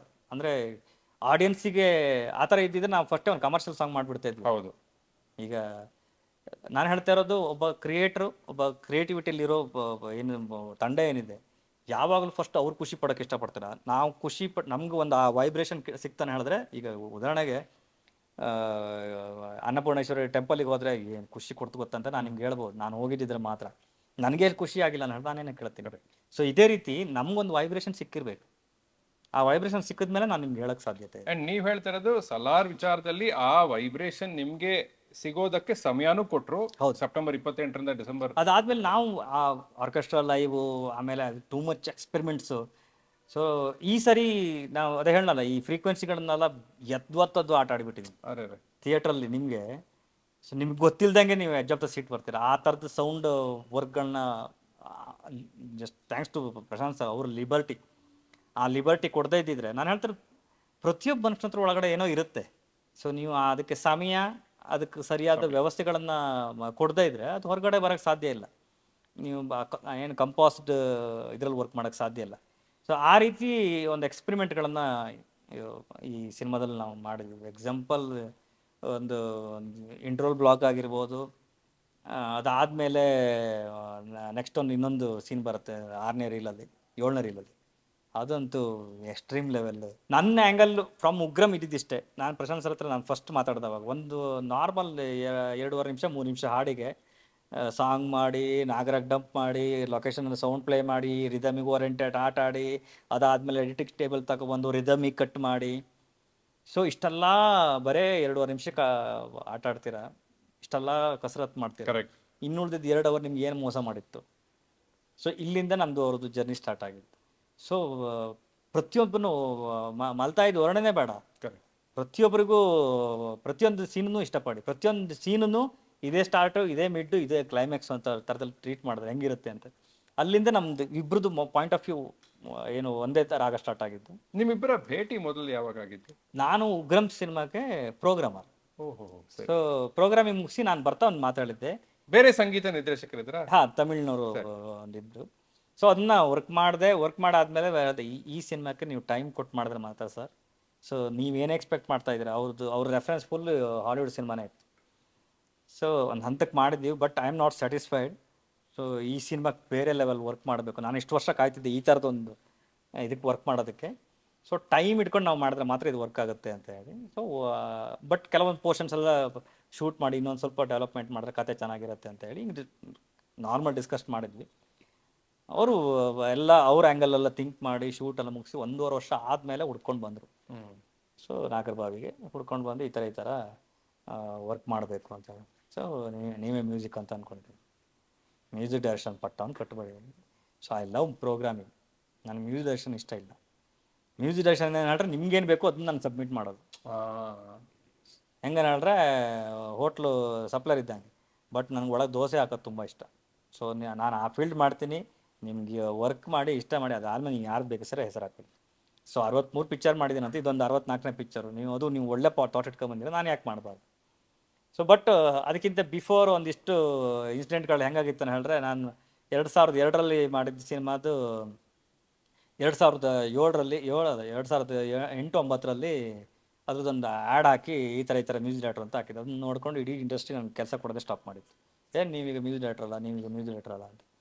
ಸೊ ಅದು ಹೆಂಗಾಗಿತ್ತು ಅಂತ ಹೇಳಿದ್ರೆ, ದೇವ್ರ ಎದುರುಗಡೆ ಇಟ್ಟಿದ್ದು ಅಕ್ಕಿನ ಇಟ್ಕೊಂಡು ಊಟ ಮಾಡೋ ಪರಿಸ್ಥಿತಿ ಬಂದು ನಮಗೆ. ಊಟಕ್ಕೆ ವ್ಯವಸ್ಥೆಗಳಿದೆ, ಹೆಂಡತಿ ಮಕ್ಕಳು, ನಾನು ಹೆಂಡತಿ ಮಗು.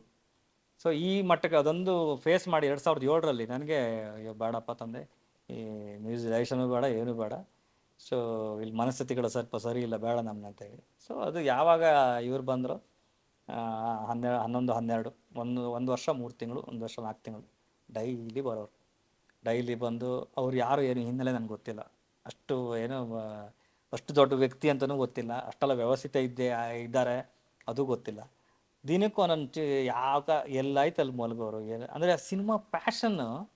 ಆಮೇಲೆ ಪಾಸ್ ಮಾಡಿ ಅಲ್ಲಿ ಮಲಗಿರೋದು ಯಾರು ಹೇಳಿ, ಹಿಂಗೆ ನೋಡಿದ್ರೆ ಅವರೇ ಉಗ್ರಮಲ್ಲಿ. ಎಷ್ಟೋ ಸೀನ್ಗಳಲ್ಲಿ ಬ್ಲಡ್ ಹಾಕ್ಕೊಂಡು ಹಿಂಗೆ ನೀವು ಝೂಮ್ ಮಾಡಿ ನೋಡಿದ್ರೆ ಅವರೇ ಇದೆ. ಆ ಮಟ್ಟದ ಹುಚ್ಚನ ನಾನು ನೋಡಿಲ್ಲ. ಅಂದರೆ ನಾನು ನೋಡ್ಕೊಂಡಾದ್ಮೇಲೆ ಅವರೇ ಕಂಡಿದ್ದು ನಾನು. ಅಂದರೆ ಎಕ್ಸ್ಟ್ರೀಮ್ ಲೆವೆಲ್ ಏನಂತಾರೆ ಲವ್ ಇದೆಯಲ್ಲ, ಅದು ಪೀಕ್ ಲೆವೆಲ್ ಸಿನಿಮಾ. ನಾನು 100% ಹೇಳ್ತೀನಿ, ಫ್ರಮ್ ಆ ಡೇಟಿಂದ ಈ ಡೇಟ್ ತನಕ ನಾವಿಬ್ಬರು ಸಿನಿಮಾದಲ್ಲಿ ಸಂಗೀತ, ವಿಜುವಲ್ ಇದೆರಡು ಟಾಪಿಕ್ ಬಿಟ್ಟು ಇನ್ನೊಬ್ಬ 3rd ಪರ್ಸನ್ ಬಗ್ಗೆ ಮಾತಾಡಿದ್ದು ನಂಗೆ ಇದುವರೆಗೂ ನೆನಪೇ ಇಲ್ಲ. ಆ ಥಾಟು ನಮ್ಮ ಕಂಪೌಂಡಲ್ಲೇ ಇಲ್ಲ. ಸೊ ಇಲ್ಲಿ ಅವ್ರನ್ನ ಕಂಪ್ಲೀಟ್ ನಾನು ಬದುಕು ನೋಡಿದೆ. ಮನುಷ್ಯ ಸಿನಿಮಾಗೋಸ್ಕರ ಇಟ್ಕೊಂಡಂಥ ಪ್ಯಾಷನ್ನು 1 ವರ್ಷ 3 ತಿಂಗಳು ಸುಮ್ಮನೆ ಆಟ ಅಲ್ಲ. ಸೊ ಪ್ರತಿ ಸಲನೂ ಅವ್ರು ಕೊಡ್ತಿದ್ದ ರೆಫರೆನ್ಸ್ ಬಂದು ನಮ್ಮ ರೆಫರೆನ್ಸು ಹಿಂಗಿತ್ತು. ಸೊ ಅದಕ್ಕೆ ವರ್ಕ್ ಮಾಡ್ತಾ ಬಂದಿದ್ರು. ಆ ಸಿನಿಮಾದಿಂದ ನನಗೆ ಅದೇ ರೆನಮಿನೇಷನ್ ಅವ್ರು ಕೊಟ್ಟಿದ್ದು 4,13,000 14,000. ಬಟ್ ಆ ಸಿನಿಮಾಕ್ಕೆ ನಾನು ಖರ್ಚು ಮಾಡಿದ್ದು 17-18 ಲಕ್ಷ ಆ ಟೈಮಲ್ಲಿ. ಅಂದರೆ ವರ್ತಿಟ್ಟು ಅಂತ ಅನಿಸ್ತು ನನಗೆ. ಅಂದರೆ ಈ ಸಮಯಕ್ಕೋಸ್ಕರ ನಾನು 63 ಪಿಕ್ಚರು ದೇವ್ರು ನಾನು ಕಾಯಿಸಿದ್ದು ಇದಕ್ಕೋಸ್ಕರ. ನಾನು ಅದೇ ಹೇಳ್ತಿದ್ದು, ಪೇಷನ್ಸ್ ಲೆವೆಲ್ ನೀವು ಎಕ್ಸ್ಪೆಕ್ಟೇಷನಲ್ಲೇ ಇದ್ದಿದ್ದರೆ ನಿಮ್ಗೆ ಪ್ರತಿ ಸಲನೂ ಡಿಸಪಾಯಿಂಟ್ಮೆಂಟೇ. ಸೊ 63 ಪಿಕ್ಚರ್ ಬೇಕಿತ್ತು ನನಗೆ. ಇಂಡಸ್ಟ್ರಿಯಲ್ಲಿ ಪ್ರತಿ ಡೈರೆಕ್ಟರ್ಗಳ ಜೊತೆಗೆ ಮಾಡಿ ಒಬ್ಬ ಇಂಡಿಪೆಂಡೆಂಟ್ ಸಂಗೀತ ನಿರ್ದೇಶಕ ಆಗೋಕ್ಕೆ 63 ಪಿಕ್ಚರ್ ಬೇಕಿತ್ತು ನನಗೆ ಮಾಡೋದಕ್ಕೆ. ಅವರು ನಿಮ್ಮನ್ನ ಒಂದು ಫಿಲಮ್ಗೆ ಯಾವಾಗ ತಿಳಿಸ್ತಾರೆ? ಅಂದ್ರೆ ಈಗ ಫಾರ್ ಇನ್ಸ್ಟೆನ್ಸ್ ಸಲಾರ್ ಬಗ್ಗೆ ನಿಮ್ಗೆ ಯಾವಾಗ ತಿಳಿಸಿದ್ರು? KGF ಟೈಮಲ್ಲಿ. ಸೊ ಬಟ್ ಟೈಟ್ಲ್ ಒಂದಿರಲಿಲ್ಲ. ಸರಿ. ಈವನ್ ಈಗ ನೀವು ತಂದಾನೆ ನಾನು ಏನು ಕೇಳ್ತಾ ಇದ್ದೀರಾ, ಇನ್ನು KGF ಹುಟ್ಟೇ ಇರಲಿಲ್ಲ. 2012 December I think 13 January February ಈ ಟೈಮಲ್ಲಿ ಮಾಡಿದ್ದದು. ಸೊ ಇನ್ನೂ ಏನು ಪ್ರೊಡಕ್ಷನ್ ಹೌಸು ಫಿಕ್ಸ್ ಆಗಿರಲಿಲ್ಲ, ಯಶ್ ಅವ್ರಿಗೂ ಫಿಕ್ಸ್ ಆಗಿರಲಿಲ್ಲ. ಆ ಮಟ್ಟದ ಬಾಂಡಿಂಗ್ ಒಳಗಡೆ ಕ್ರಿಯೇಟ್ ಆಗಿತ್ತು. ಅಂದರೆ ಏನೋ ಒಂದು ಈ ಥರದ ಸಬ್ಜೆಕ್ಟ್ ಇದೆ, ಇದಕ್ಕೊಂದು ಹಿಂಗೆ ಮಾಡಬೇಕು ಅಂತ ಚೈನ್ ಲಾಕಲ್ಲೇ ಇದ್ವಿ. ಅಂದರೆ ಮುಂದಿನ ಸಿನಿಮಾಗಳಿಗೆ KGF 1ಗೆ ನಾವು ಮಾಡಿರೋ ಸ್ಟೋರ್, ಅಂದರೆ ವರ್ಕ್ ಮಾಡಿ ಸೈಡಿಗೆ ಇಟ್ಟಿರೋದು, ಬೇಡ ಅಂತ ಬಿಟ್ಟಿರೋದು ನನ್ನ ಲೆಕ್ಕದಲ್ಲಿ ಮಿನಿಮಮ್ 1.5 TB ಇದೆ ಕಂಟೆಂಟ್ಸ್. ಸೊ ಅಲ್ಲಿ ನಮಗೆ ಹೊಸದಾಗಿ ಏನು ಮಾಡ್ಬೇಕಂಗಿತ್ತಲ್ಲ, ಹಿಂಗೆ ಹೋಗಿ ಹಿಂಗೆ ಏನೋ ಸ್ಕ್ರಾಲ್ ಮಾಡ್ಕೊಂತ ಬಂದರೆ ಅಷ್ಟು ಸಿಗುತ್ತೆ. ಆಮೇಲೆ ನಮ್ಗೆ ಡಿಲೀಟ್ ಮಾಡೋದಂದ್ರೆ ತುಂಬ ಇಷ್ಟ ನಮ್ಮಿಬ್ಬರಿಗೂ. ಅಂದರೆ ಈಗ ಅದು ವರ್ಕ್ ಆಗಿಲ್ವಾ, ಡಿಲೀಟ್, ಅದನ್ನ ಇಟ್ಕೊಂಡು ಇದನ್ನ ಇನ್ನೊಂದು ಪಿಕ್ಚರ್ ಯಾಕೋಣ, ಆ ಆ್ಯಂಗಲಲ್ಲಿಲ್ಲ. ಸೊ ಇಟ್ಸ್ ಏನೇನು ಹೇಳಿದ್ರೆ ನಿಮ್ಗೆ ರೆಸ್ಪಾನ್ಸಿಬಿಲಿಟಿ, ಆಮೇಲೆ ಒಂದು ದೊಡ್ಡ ಮಟ್ಟದ ಇದಿದೆ ಈ ಫೀಲ್ಡ್ ಏನಿದೆ. So give the best. ಸರಿ. ಪ್ರಶಾಂತ್ ಸರ್ ಯಾವಾಗಲೂ ಹೇಳೋದು, ನಿಮಗೆ ನೀವು ವರ್ಕ್ ಮಾಡೋ ಟಾಪಿಕ್ ಬಂದಾವಾಗ ಆ ಟೈಮಲ್ಲಿ ನಿಮ್ಮ ಹತ್ರ ಏನಿದೆ ಬ್ರೈನ್ ಒಳಗಡೆ ಅಷ್ಟನ್ನು ಹಿಂಡಿ. ಸರಿ. ಇಲ್ಲಾಂದ್ರೆ ಅದು ಮತ್ತೆ ಪುನಃ ರಸ ಬರಲ್ಲ. ಸೊ ಆ ಟೈಮಲ್ಲಿ ಏನಿದೆ ಅದನ್ನ ಹಿಂಡಿ ಅದು ಕೊಟ್ಬಿಡಿ. Whether it's big movie, small movie, ಯಾವ ಆ್ಯಂಗಲೂ ನೋಡಲ್ಲ. ನನಗೆ ಏನು ಸೌಂಡ್ ಕೊಡೋ ಕಂಪ್ನಿಗಳು, ನಾನು ಪರ್ಚೇಸ್ ಮಾಡೋ ಕಂಪ್ನಿಗಳು ಎಲ್ಲರೂ ಹೇಳ್ತಾರೆ ರವಿ ಬಸ್ರು ಸ್ವಲ್ಪ ಕಾಸ್ಟ್ಲಿ. ಅದು ನಾನು ಕಾಸ್ಟ್ಲಿ ಅಲ್ಲ, ನಾನು ಬಳಸೋ ಸೌಂಡು, ನಾನು ಬಳಸೋ ಕಂಪ್ನಿಗಳು ಇವು. ಅಲ್ಲಿಂದ ನಾನು ಸೌಂಡ್ ಕಲೆಕ್ಟ್ ಮಾಡ್ಕೊಳ್ಳಿಲ್ಲ. ನಾನು ಉದಾಹರಣೆಗೆ KGF ಚಾಪ್ಟರ್ 2 ಅಲ್ಲಿ ರಾಮ್ ಬರ್ಬೇಕಾದ್ರೆ ಎಂಟ್ರಿದು ಟೋಟಲ್ ಮ್ಯೂಸಿಕ್ ಕಾಸ್ಟೇ ಅರೌಂಡ್ ನನ್ನ ಲೆಕ್ಕದಾಗ ಒಂದು 7 ರಿಂದ 8 ಲಕ್ಷ ಆಗಿತ್ತು, ಬರೀ ಸ್ಯಾಂಪಲ್ಸಿಗೆ. ಸೊ ನಾನು ಅಷ್ಟು ರಿಸರ್ಚ್ ಮಾಡ್ತೀನಿ, ಅಷ್ಟು ಬೆಸ್ಟ್ ಕಂಪ್ನಿಗಳು ಯಾವುದಿದೆ ಅವ್ರ ಹತ್ರ ನಾನು ಹೆಂಗೆ ಕೆಲಸ ತಗೋದು. ನನಗೆ ಇಂಗ್ಲೀಷ್ ಗೊತ್ತಿಲ್ಲ, ಅದು ಬಟ್ಲರ್ ಇಂಗ್ಲೀಷಲ್ಲೇ ಕಮ್ಯುನಿಕೇಟ್ ಮಾಡ್ಕೊಂಡು ಅವ್ರ ಹತ್ರ ಮಾತಾಡ್ಕೊಂಡು. ಸೊ ಇವತ್ತಿಗೆ ನನಗೆ ಅಂದರೆ ಕಂಟಿನ್ಯೂಸ್ ಆಗಿ ಕೆಲಸ ಮಾಡೋದು ಒಂದು 5 ಕಂಪ್ನಿ ಇದೆ USA ಇದು. ಸೊ ಅವರಿಗೆ ನಾನು ಬೇಕಾಗಿಲ್ಲ, ಬಟ್ ನನಗೆ ಅವ್ರು ಬೇಕು. ನಾನು ಅವ್ರ ಹತ್ರ ರಿಕ್ವೆಸ್ಟ್ ಮಾಡಿದ್ದು ಇಷ್ಟೇ, ನೀವು ಮೇಲೆ ಹೋಗ್ತಾ ಇದ್ದೀರಾ, ಇಲ್ಲ ಅಂತ ಹೇಳ್ತಾ ಇಲ್ಲ, ಬಟ್ ನಿಮ್ಮ ಇನ್ಸ್ಪೈರಲ್ಲಿ ನಾನು ಇನ್ನೂ ಕೆಳಗಡೆ ಇದ್ದೀನಲ್ಲ, ಅಪರ್ಚುನಿಟಿ ಒಂದು ಕೊಡಿ. ಸೊ ಅವ್ರದ್ದೊಂದು ಗೋಸ್ಟ್ ಅಂತ ಇದೆ, ಗೋಸ್ಟ್ ಪ್ರೊಡ್ಯೂಸರ್ಸ್ ಅಂತ. ಸೊ ಅಲ್ಲಿ ಹೆಂಗನ ಹೇಳಿದ್ರೆ, ನೀವು ಆ ಕಂಪ್ನಿ ಸೈಟ್ಗಳಿಗೆ ಅಪ್ರೋಚ್ ಆಗೋಕ್ಕೆ ಸಾಧ್ಯವೇ ಇಲ್ಲ. ಸೊ ನಾನೇ ಉಗ್ರಂ ಟೈಮಿಂದ ಅಪ್ರೋಚ್ ಆಗಿ KGF ಅಲ್ಲಿ ಎಂಟ್ರಿ ಸಿಕ್ಕಿದೆ ನನಗೆ. ಸೊ ಅಷ್ಟು ಇನ್ವೆಸ್ಟ್ ಅವರಿಗೆ ಅವ್ರ ಆ್ಯಂಗಲ್ ಏನೇನು ಹೇಳಿದ್ರೆ, ಇಂಡಿಯಾನ ಹೇಳಿದ್ರೆ ಇಲ್ಲಿ ದುಡ್ಡಿಲ್ಲ, ಇಲ್ಲಿ ದುಡ್ಡು ಕೊಡಲ್ಲ. ಆಲ್ಮೋಸ್ಟ್ ಅವ್ರ ಥೀಮ್ಗಳನ್ನ ಇಲ್ಲಿ ಕಾಪಿ ಹೊಡಿತಾರೆ, ನಮ್ಮ ಮ್ಯೂಸಿಕ್ಗಳನ್ನ ಅಲ್ಲಿ ಅವರೇ ಸ್ವಲ್ಪ ಶೇಪ್ ಚೇಂಜ್ ಮಾಡ್ಕೊಂಡು ಕಾಪಿ ಹೊಡಿತಾರೆ. ಈ ಆ್ಯಂಗಲಲ್ಲಿ ಅವ್ರ ಮೈಂಡ್ ಸೆಟಲ್ಲಿ ಕೂತಿದೆ. ಸೊ ನಾನು ಅವ್ರನ್ನ ಅಪ್ರೋಚ್ ಆಗಿದ್ದೆ ಆ್ಯಂಗಲ್ ಬೇರೆ. ಓಕೆ, ನಿಮ್ಮ ಮೈಂಡ್ ಸೆಟಲ್ಲಿ ಹಾಗಿದೆ, ಇಲ್ಲ ಅಂತ ಇಲ್ಲ, ಬಟ್ ಎಲ್ಲ ಬೆರಳುಗಳು ಒಂದೇ ಥರ ಇಲ್ಲ ಅಲ್ಲ. ಒಂದು ಆಪ್ಷನ್ ಕೊಟ್ಟು ನೋಡಿ, ಒಂದು ಆ್ಯಂಗಲ್ ನೋಡಿ, ಸೊ ಚೇಂಜಸ್ ಆಗ್ಬೋದು. ನಾವು ಇನ್ಸ್ಪೈರಲ್ಲೇ ಇದ್ದೀವಲ್ಲ, ಸೊ ನಿಮ್ಮಿಂದ ದಾಟಿ ಮುಂದೆ ಹೋಗ್ಬೇಕು ಅನ್ನೋ ಆಲೋಚನೆ, ನಿಮ್ಮ ಥರ ಆಗಬೇಕು ಅಂತ ಇದ್ದೀವಿ, ಕಾಂಪಿಟೇಟಿವ್ ಲೆವೆಲಿಗೆ ಬರಬೇಕು ಅಂತ ಇದ್ದೀವಿ. ಪ್ರತಿ ಸಿನಿಮಾ, ಇಂಗ್ಲೀಷ್ ಸಿನಿಮಾ ನೋಡೋದಕ್ಕೂ ನಮ್ಮ ಸಿನಿಮಾ ನೋಡಿದವಾಗಲೂ ನಮ್ಮ ಸಿನಿಮಾ ಯಾಕೆ ಹಿಂಗಿಲ್ಲ ಅಂತೀವಿ. ಇದಕ್ಕೆ ನೀವು ಒಂದು ಅಪಾರ್ಚುನಿಟಿ ಕೊಡದೆ ನೀವು ಹಾಗೆ ಬಿಟ್ಟರೆ ಸೊ ಇದು ಸರಿಯಲ್ಲ ಅನಿಸುತ್ತೆ ಅಂತ. ಈ ಥರ ಎಮೋಷ್ನಲಿ ಅವ್ರಿಗೆ ಕನೆಕ್ಟ್ ಆದವಾಗ ಅದಾದಮೇಲೆ ಮೇಲ್ ಕಳಿಸಿ ಓಪನ್ ಮಾಡಿದ್ರು ಆಮೇಲೆ ಸೈಟ್.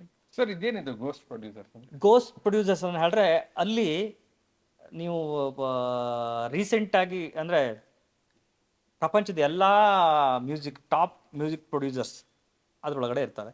ಅವರಿಗೆ ನೇಮ್ ಬೇಕಾಗಿಲ್ಲ, ಅವ್ರ ಸೌಂಡ್ ಪ್ರೊಡ್ಯೂಸರ್ಸ್. ಸೊ ಅದನ್ನು ನಾವು ಹ್ಯಾಂಡಲ್ ಮಾಡೋಕೆ ಒಂದು ಕಂಪ್ನಿಗಳಿದೆ, ದೊಡ್ಡ ಕಂಪ್ನಿಗಳಿದೆ. ಈವನ್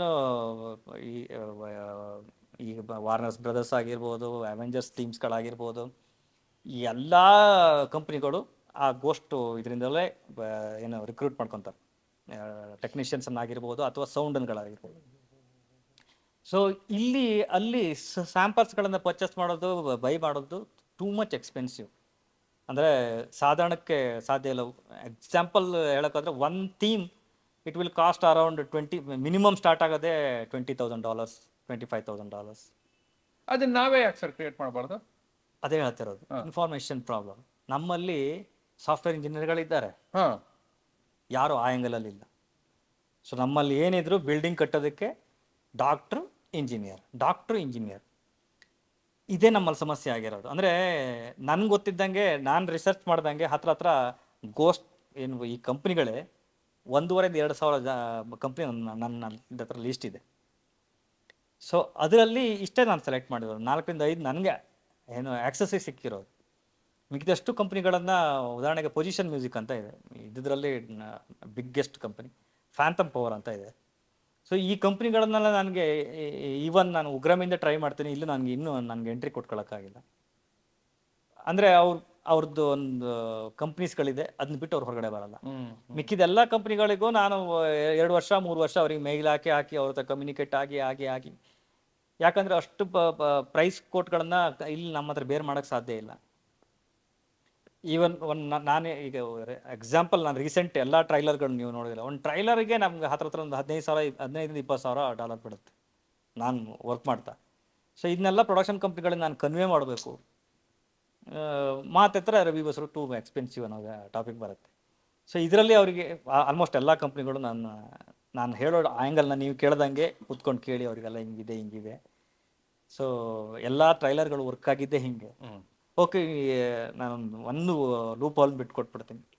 ಸೊ ಉರ್ಮಿನ ನಮ್ಮ ಇಂಡಿಯನ್ ಇನ್ಸ್ಟ್ರೂಮೆಂಟನ್ನು ನೀವು ಇಲ್ಲಿ ತನಕ ಕೇಳಿರೋಕ್ಕೆ ಸಾಧ್ಯ ಇಲ್ಲ, ಆ ಮಟ್ಟಕ್ಕೆ ಬಳಸಿದ್ದೀನಿ. ಸೊ ಒಂದು ಕೊಲಾಬ್ರೇಷನ್ ಥರ ಆಗಿದೆ, ಒಂದು ವೆಸ್ಟರ್ನ್ ಮ್ಯೂಸಿಕ್ಕು ನಮ್ಮ ಲೋಕಲ್ ಉರ್ಮಿ, ಇಡೀ ಥಿಯೇಟರ್ ನಿಮ್ಗೆ ಅಲ್ಲಾಡುತ್ತೆ. ಆ ಫ್ರೀಕ್ವೆನ್ಸಿನ ನಾನು ಕೊಟ್ಟಿರೋ ಸ್ಯಾಂಪಲ್ನ ಅವ್ರು ಶೇಪ್ ಔಟ್ ಮಾಡಿ ಕೊಟ್ಟು ಅದನ್ನು ನಾನು 10 ರೂಪಾಯಿಂದ 20 ರೂಪಾಯಿ ಮಾಡೋದು ಈಸಿ. ನೀವು 1ರಿಂದ 10 ರೂಪಾಯಿ ಮಾಡೋದಿದೆಯಲ್ಲ, ಸೊ ಇದು ತುಂಬ ಕಷ್ಟ. ಅವ್ರು ಆ ಫಸ್ಟ್ ಶೇಪ್ ಮಾಡಿ ನನಗೆ ಕೊಟ್ಟವಾಗ ಇದು ನನ್ನ ಲೋಕಲ್ ಇನ್ಸ್ಟ್ರೂಮೆಂಟು, ನನಗಿದು ಇಂಟರ್ನ್ಯಾಷನಲ್ ಲೆವೆಲಲ್ಲಿ ಕಾಣಿಸ್ಬೇಕು, ಇದನ್ನ ಹೆಂಗೆ ಮಾಡ್ಕೊಡ್ತೀರಾ? ಹಂಗೆ ಹೇಳ್ಬೋದು. ಈ ಕೋಸ್ಟ್ ಕಂಪನಿ ಇರೋದೇ ಹಂಗೆ. ಸೊ ಇದನ್ನ ನಾವು ರಿಕ್ವೈರ್ಮೆಂಟ್ ಕೊಡ್ತೀವಿ ಅವ್ರಿಗೆ. ಸರಿ ಸರಿ ಸರಿ ಸರಿ ಸರಿ. ಸೊ ಇದು ಕೊಟ್ಟಾಗ ಅವನು ಈಗ ಏನು ಗೊತ್ತಾ, ಅವನಿಗೆ ಇಂಡಿಯನ್ ನಾಲೆಜೇ ಗೊತ್ತಿಲ್ಲ. ಅವನು ಹೆಂಗನ ಹೇಳ್ರೆ ಓಕೆ ನಿಮ್ಗೆ ಏನು ಬೇಕು ಹಿಂಗೆ ಮಾಡ್ಕೊಡ್ತೀನಿ ಅಷ್ಟೇ, ಹೆಸರು ಬೇಡ ಏನು ಬೇಡ, ದುಡ್ಡು ಹಾಕಿ ಫಸ್ಟ್. ಕರೆಕ್ಟ್, ಗೊತ್ತಾಯ್ತು. ಸೊ ಇದು ಶೇಪ್ ನೋಡಿದಾಗ ಅಯ್ಯೋ ದೇವ್ರೆ, ಇಷ್ಟೇನಾ?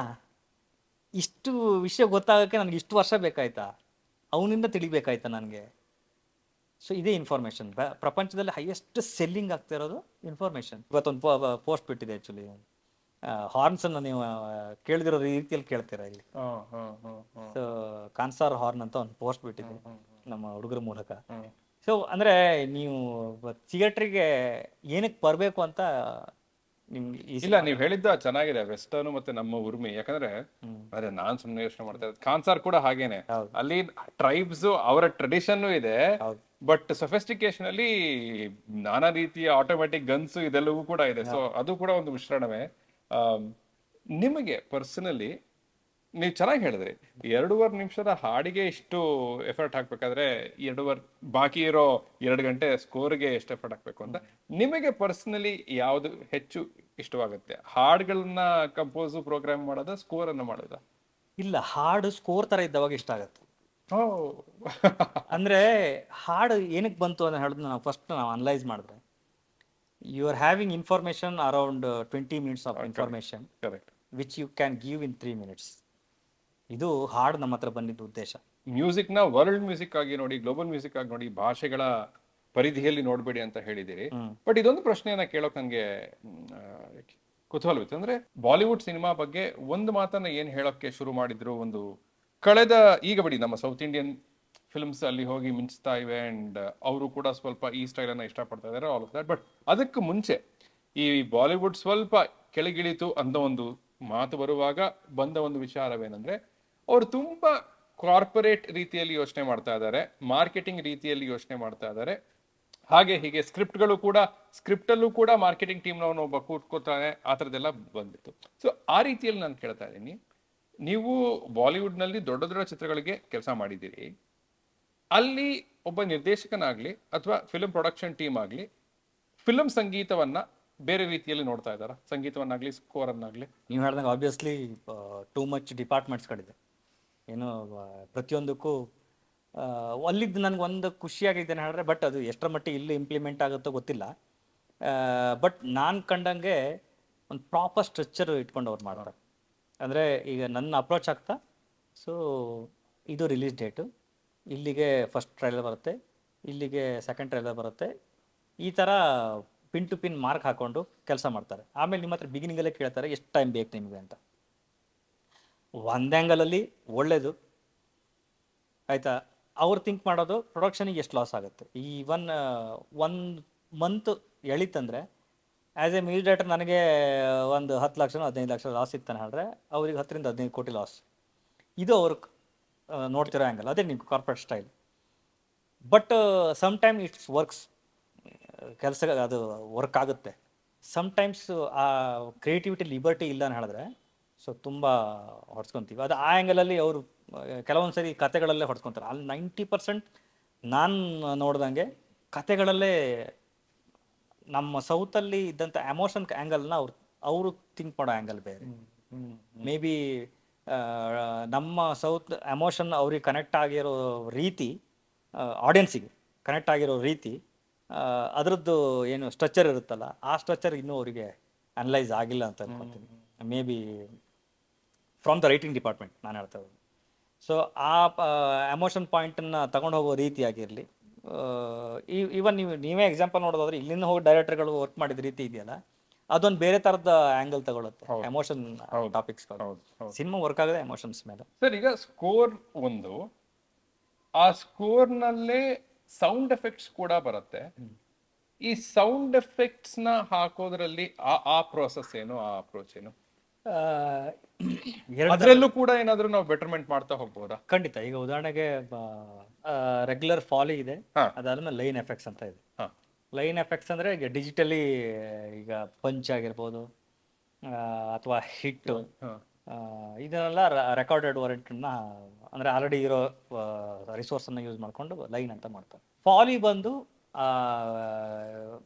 ಏನು ವಿಡಿಯೋ ಬರೋದ್ರಲ್ಲಿ ಎಮೋಷನ್ಸ್ ಇರುತ್ತಲ್ಲ ಅದನ್ನ ಕ್ಯಾರಿ ಮಾಡೋದಕ್ಕೆ, ಅದ್ರ ಜೊತೆಗೆ ಆ ಲೈವ್ಲಿ ಫೀಲ್ ಸಿಗೋದಕ್ಕೋಸ್ಕರ ಮಾಡ್ತಾರೆ. ಅದಕ್ಕೂ ಈ ಕಾಲಘಟ್ಟದಲ್ಲಿ ದೊಡ್ಡ ದೊಡ್ಡ ಕಂಪ್ನಿಗಳು ಬಂದಿದೆ. ಸೊ ಅಂದರೆ ಸಾಫ್ಟ್ವೇರ್ ಓರಿಯೆಂಟೆಡ್ ಮಾಡೋ ಥರ. ಬಟ್ 90% ಜನ ಅದನ್ನ ಲೈವ್ಲಿ ತೆಗಿಯೋಕ್ಕೆ ಫೀಲ್ ಮಾಡ್ತಾರೆ. ನಮ್ಮಲ್ಲಿ ಫಾಲಿ ಯಾರು ಮಾಡ್ತಾರೆ? ಸಲಾರ್ಗೆ ಫಾಲಿ ಇವರು ರಾಜಕೃಷ್ಣ ಅಂತ ಮಾಡಿದ್ದಾರೆ. ಸೊ ಬಿಗಿನಿಂಗ್ ಬೆಂಗಳೂರಿನವರ, ಚೆನ್ನೈ ಅವರು. ಸೊ ನಮ್ಮಲ್ಲೂ ಈಗ ಉದಾಹರಣೆಗೆ ಚಾಪ್ಟರ್ 1 ನಂದೂಜಿ ಅಂತ ಮಾಡಿದ್ರು. ಸೊ ಅಡಿಷ್ನಲ್ ವರ್ಕು ಮಾಡಿದ್ವಿ. ನಾನು ವರ್ಕ್ ಮಾಡ್ತಾ ಒಂದು ಡಿಸೈನ್ ಅಂತ ಮಾಡ್ಕೊಂಡಿರ್ತೀನಿ. ಮೇನ್ ಪೋರ್ಷನ್ಸ್ ಏನಿರುತ್ತೆ, ಉದಾಹರಣೆಗೆ ಚಾಪ್ಟರ್ 1 ಆ ಕತ್ತಿ ಎಗರಿಸ್ಬೇಕಾದ್ರೆ ಆ ವಾಟರ್ಸ್, ಅದನ್ನ ಡಿಸೈನ್ ಅಂತೀವಿ. ಅದು ಸೌಂಡ್ ಎಫೆಕ್ಟ್ಸ್ ಅಲ್ಲ, ಸೌಂಡ್ ಡಿಸೈನ್ ಅಂತೀವಿ. ಸೊ ಅದನ್ನು ಕ್ರಿಯೇಟ್ ಮಾಡೋದು ಒಂದು ಸ್ವಲ್ಪ ಟ್ರಿಕ್ಕಿ ಆ್ಯಂಡ್ ಒಂದು ಥಿಯೇಟ್ರಿಕಲ್ ಎಕ್ಸ್ಪೀರಿಯನ್ಸ್ಗೋಸ್ಕರ ಅದು ಮಾಡ್ತೀವಿ. ಅದಾದಮೇಲೆ ಹ್ಯಾಮರ್ ಹೊಡೆದ, ಇವಾಗ ಹ್ಯಾಮರ್ ಇದ್ದು ಸೌಂಡು, ಅದ್ರ ಜೊತೆಗೆ ಬೀಳ್ತಿರೋ ಡಸ್ಟ್. ಹೌದು. ಸೊ ಇವೆಲ್ಲ ನಿಮ್ಮ ಥಿಯೇಟ್ರಿಕಲ್ ಎಕ್ಸ್ಪೀರಿಯನ್ಸ್ ಬರೋದಕ್ಕೋಸ್ಕರ ನಾನು ಮ್ಯೂಸಿಕ್ ಮಾಡ್ತಾರೆ, ನಾನು ಸೌಂಡ್ ಡಿಸೈನ್ ವರ್ಕ್ ಮಾಡ್ಕೊಂಡ್ಬಿಡ್ತೀನಿ. Placement, main portions, highlighted portions, ಅಂದರೆ ನನಗೆ ಫೀಲ್ ಆಗಿಲ್ಲ ಅಂದರೆ. ಸೊ ನಾನೇ ಅದನ್ನ ವಾವ್ ಫ್ಯಾಕ್ಟರ್ ಕ್ರಿಯೇಟ್ ಮಾಡ್ಕೊಂಡ್ರೆ ಥಿಯೇಟರ್ ತುಂಬಾ ಕಷ್ಟ. ಬಟ್ ಅದು ಆಕ್ಚುಲಿ ಮ್ಯೂಸಿಕ್ ಡೈರೆಕ್ಟರ್ ರೆಸ್ಪಾನ್ಸಿಬಿಲಿಟಿ ಅಲ್ಲ. ಬಟ್ ಯಾಕಂದ್ರೆ ಸೌಂಡ್ ಡಿಸೈನ್ ಅಂಡ್ ಎಫೆಕ್ಟ್ಸ್ ಅಂತಾನೆ ಬೇರೆ. ಹೌದೌದು. ಇಲ್ಲಿ ಏನನ್ನ ಹೇಳಿದ್ರೆ, ನೀವು ಎಷ್ಟರ ಮಟ್ಟಿಗೆ ಸಿನಿಮಾನ ಪ್ರೀತಿಸಿರೋ ಅನ್ನೋದು ಮ್ಯಾಟರ್ ಬರುತ್ತೆ. ಈಗ ಏನೇ ಮಾಡಿದ್ರು ಯಾವ ಡಿಪಾರ್ಟ್ಮೆಂಟಿಗೆ ಯಾರ್ಯಾರು ಕ್ರೆಡಿಟ್ ಹೋಗ್ಬೇಕು ಅವರಿಗೆ ಹೋಗುತ್ತೆ. ನಾನು ಹೇಳ್ತಿರೋದು ಆ ಆ್ಯಂಗಲ್ ಅಲ್ಲಿ ಸಿನಿಮಾನ ನೋಡಬೇಡಿ. ಈಗ ನಿಮ್ಮ ಸ್ವಂತ ಮಾಡ್ಕೊಳ್ಳಿ. ಹೌದು, ಇದು ನಿಮ್ಮ ಸ್ವಂತ. ಆ ಡಿಪಾರ್ಟ್ಮೆಂಟ್ ಬೇಕಾದ್ರೆ ಎಷ್ಟು ಬೇಕಾದ್ರೆ ಫೈಟ್ ಮಾಡಿ. ಒಂದು ಒಳ್ಳೆ ಟ್ರೈಲರ್ ಕಟ್ ಬರಲಿಲ್ಲ ಅವಾಗ ನಾನೇ ಫೈಟ್ ಮಾಡ್ತೀನಿ. ಸೊ ಸಿನಿಮಾನ ಎಲ್ಲಿ ತಗೊಳ್ಬೇಕಂತ ಅಂದ್ಕೊಂಡಿದ್ದೀರಾ? ಸಿನಿಮಾಗೋಸ್ಕರ ಏನೋ ಮಾಡಬೇಕು. ಅದು ಬದುಕಿದ್ರೆ ಸಿನಿಮಾ ಬರುತ್ತೆ, ಸಿನಿಮಾ ಬದುಕಿದ್ರೆ ನಾವು ಬದುಕ್ತೀವಿ. ಸೊ ಈ ಆ್ಯಂಗಲಲ್ಲಿ ನಾವು ಎಡಿಟಿಂಗ್, ಈಗ ನಮ್ಮ ಡಿಪಾರ್ಟ್ಮೆಂಟ್ ಇಷ್ಟೇ, ನಾನು ಇಷ್ಟೇ ಮಾಡೋದನ್ನು ಹೇಳ್ತಿದ್ದೆ, ಈ ಆ್ಯಂಗಲ್ಲೇ ತಪ್ಪಾಗ್ತಾ ಇರೋದು. ಕೆಲವು ಸಲ ಏನಾಗುತ್ತೆ ಹೇಳಿದ್ರೆ, ನೀವು ನಿಮ್ಮ ತಲೆಯೊಳಗಿರೋ ಐಡಿಯಾನ ಅವ್ರು ಎಕ್ಸಿಕ್ಯೂಟ್ ಮಾಡೋಕ್ಕಾಗದೇ ಇರ್ಬೋದು. ಹಾಗಂತ ಅವ್ರು ತಪ್ಪಲ್ಲ, ಅದು ತೂಗಿಸ್ಕೊಂಡು ಹೋಗ್ಬೇಕು. ಸೊ ಇದು ಲೈಫು. ಅವನಿಗೆ ಬಂದಿಲ್ಲ, ಹಾಳಬೇಕಾದ್ರೆ ಹಾಳಾಗೋಗ್ಲಿ ಅನ್ನೋ ಥರದಲ್ಲಿ ಇಲ್ಲ. ಸೊ ನಮ್ಮ ಪ್ರಶಾಂತ್ ಸರ್ದು ಅಷ್ಟೇ. ಈ ನಾವೇನಾದ್ರು ವರ್ಕ್ ಮಾಡ್ತಾ ಅದು ಆಗಿಲ್ಲ ಅಂತ ಹೇಳಿದ್ರೆ ಪ್ರಶಾಂತ್ ಸರ್ ಬಂದು ಹೇಳ್ತಾರೆ, ಸೊ ಇದು ವರ್ಕ್ ಆಗ್ತಾ ಇಲ್ಲ, ಇದನ್ನೊಂದು ವರ್ಕ್ ಮಾಡಿ ಅಂತ ಹೇಳ್ತಾರೆ. ಸೊ ಆ ಆ್ಯಂಗಲ್ ನಾವು ಬಿಗಿನಿಂಗಿಂದ ಮಾಡ್ಕೊತೀವಿ. ಯಾವ ಫೀಲ್ಡನ್ನು, ಯಾವ ಡಿಪಾರ್ಟ್ಮೆಂಟನ್ನು ನಾವು ಬೀಳೋದು ಬಿಡಲ್ಲ. ನೀವು ಬೇರೆ ಬೇರೆ ದೇಶಗಳಲ್ಲಿರುವ ಮ್ಯೂಸಿಕ್ ಪ್ರೊಡ್ಯೂಸರ್ಸ್ ಜೊತೆನೂ ಕೆಲಸ ಮಾಡ್ತಿದ್ದೀರಿ. ಆ್ಯಂಡ್ ಆಗಲೇ ಹೇಳಿದ ಹಾಗೆ ಕೂಡ ನೀವು ವರ್ಲ್ಡ್ ಮ್ಯೂಸಿಕ್ ಅಂತ ನೋಡಿ ಅಂತ ಹೇಳ್ತಿದ್ದೀರಿ. ಸ್ವಲ್ಪ ಭಾರತಕ್ಕೆ ಬರೋಣ ಒಂದು ಈ ಪ್ರಶ್ನೆ ಮಟ್ಟಿಗೆ. ಇಲ್ಲಿ ಮುಂಚೆ 6 ಹಾಡುಗಳು, 7 ಹಾಡುಗಳು, ಆಲ್ಬಮ್ ಹಿಟ್ಸ್ ಈ ತರ ಎಲ್ಲ ಕರೀತಾ ಇದ್ವಿ. ಇತ್ತೀಚಿನ ಇದರಲ್ಲಿ ಹಾಡುಗಳು ಕಡಿಮೆ ಆಗ್ತಾ ಬಂದಿರೋದೇ ಹೆಚ್ಚು.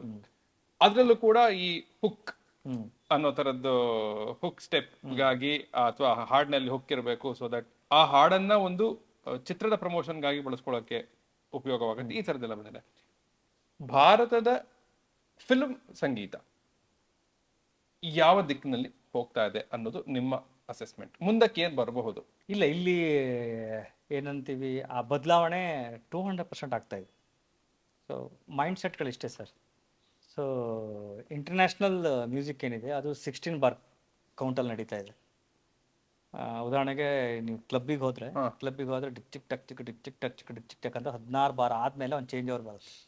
ಬಟ್ ನಮ್ಮ ಇಂಡಿಯನ್ ಮೆಂಟಾಲಿಟಿ ಏನಂದ್ರೆ ನಮ್ಗೆ 8 ಬಾರಿಗೆ ನಮ್ಗೆ ಚೇಂಜ್ ಓವರ್ ಬೇಕು.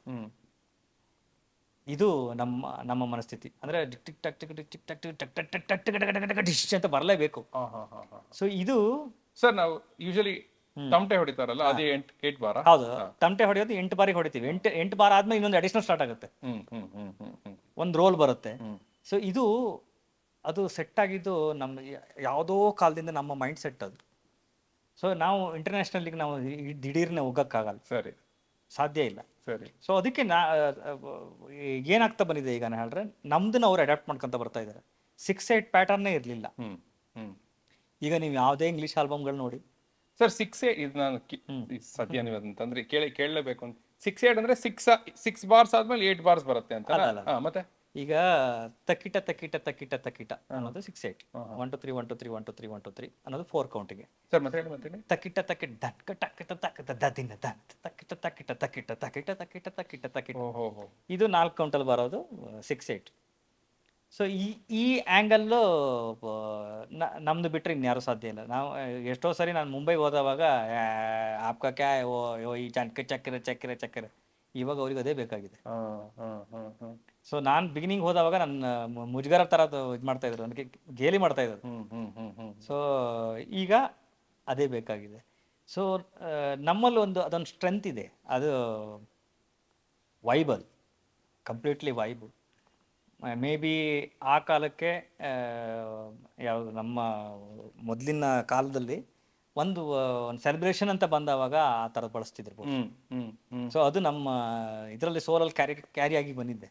ಸೊ ಈಗ ಅವ್ರಿಗೆ ಗೊತ್ತಾಗ್ತಿದೆ ಇದು ಬೇರೆ ಥರ ವೈಬ್ ಕೊಡ್ತಾ ಇದೆಯಲ್ಲ ಅಂತ. ಸೊ ಅದನ್ನೀಗ ಕಂಪ್ಲೀಟ್ಲಿ ವೆಸ್ಟರ್ನ್ ಆಗಿ ಬಳಸಕ್ಕೆ ಸ್ಟಾರ್ಟ್ ಮಾಡಿದ್ರು. ಸೊ ನಮ್ಮ ಕಡೆಯಿಂದ ಹೋಗಿದ್ದು ಅವರು ಈಗ 16 ಬಾರಿಂದ 8 ಬಾರಿಗೆ ಬಂದಿದ್ದಾರೆ. ಸೊ ಇದು ಆಮೇಲೆ ಪ್ರತಿ 3 ತಿಂಗಳಿಗೆ ಒಂದು ಜಾನ್ರ ಚೇಂಜ್ ಆಗ್ತಾ ಇರುತ್ತೆ.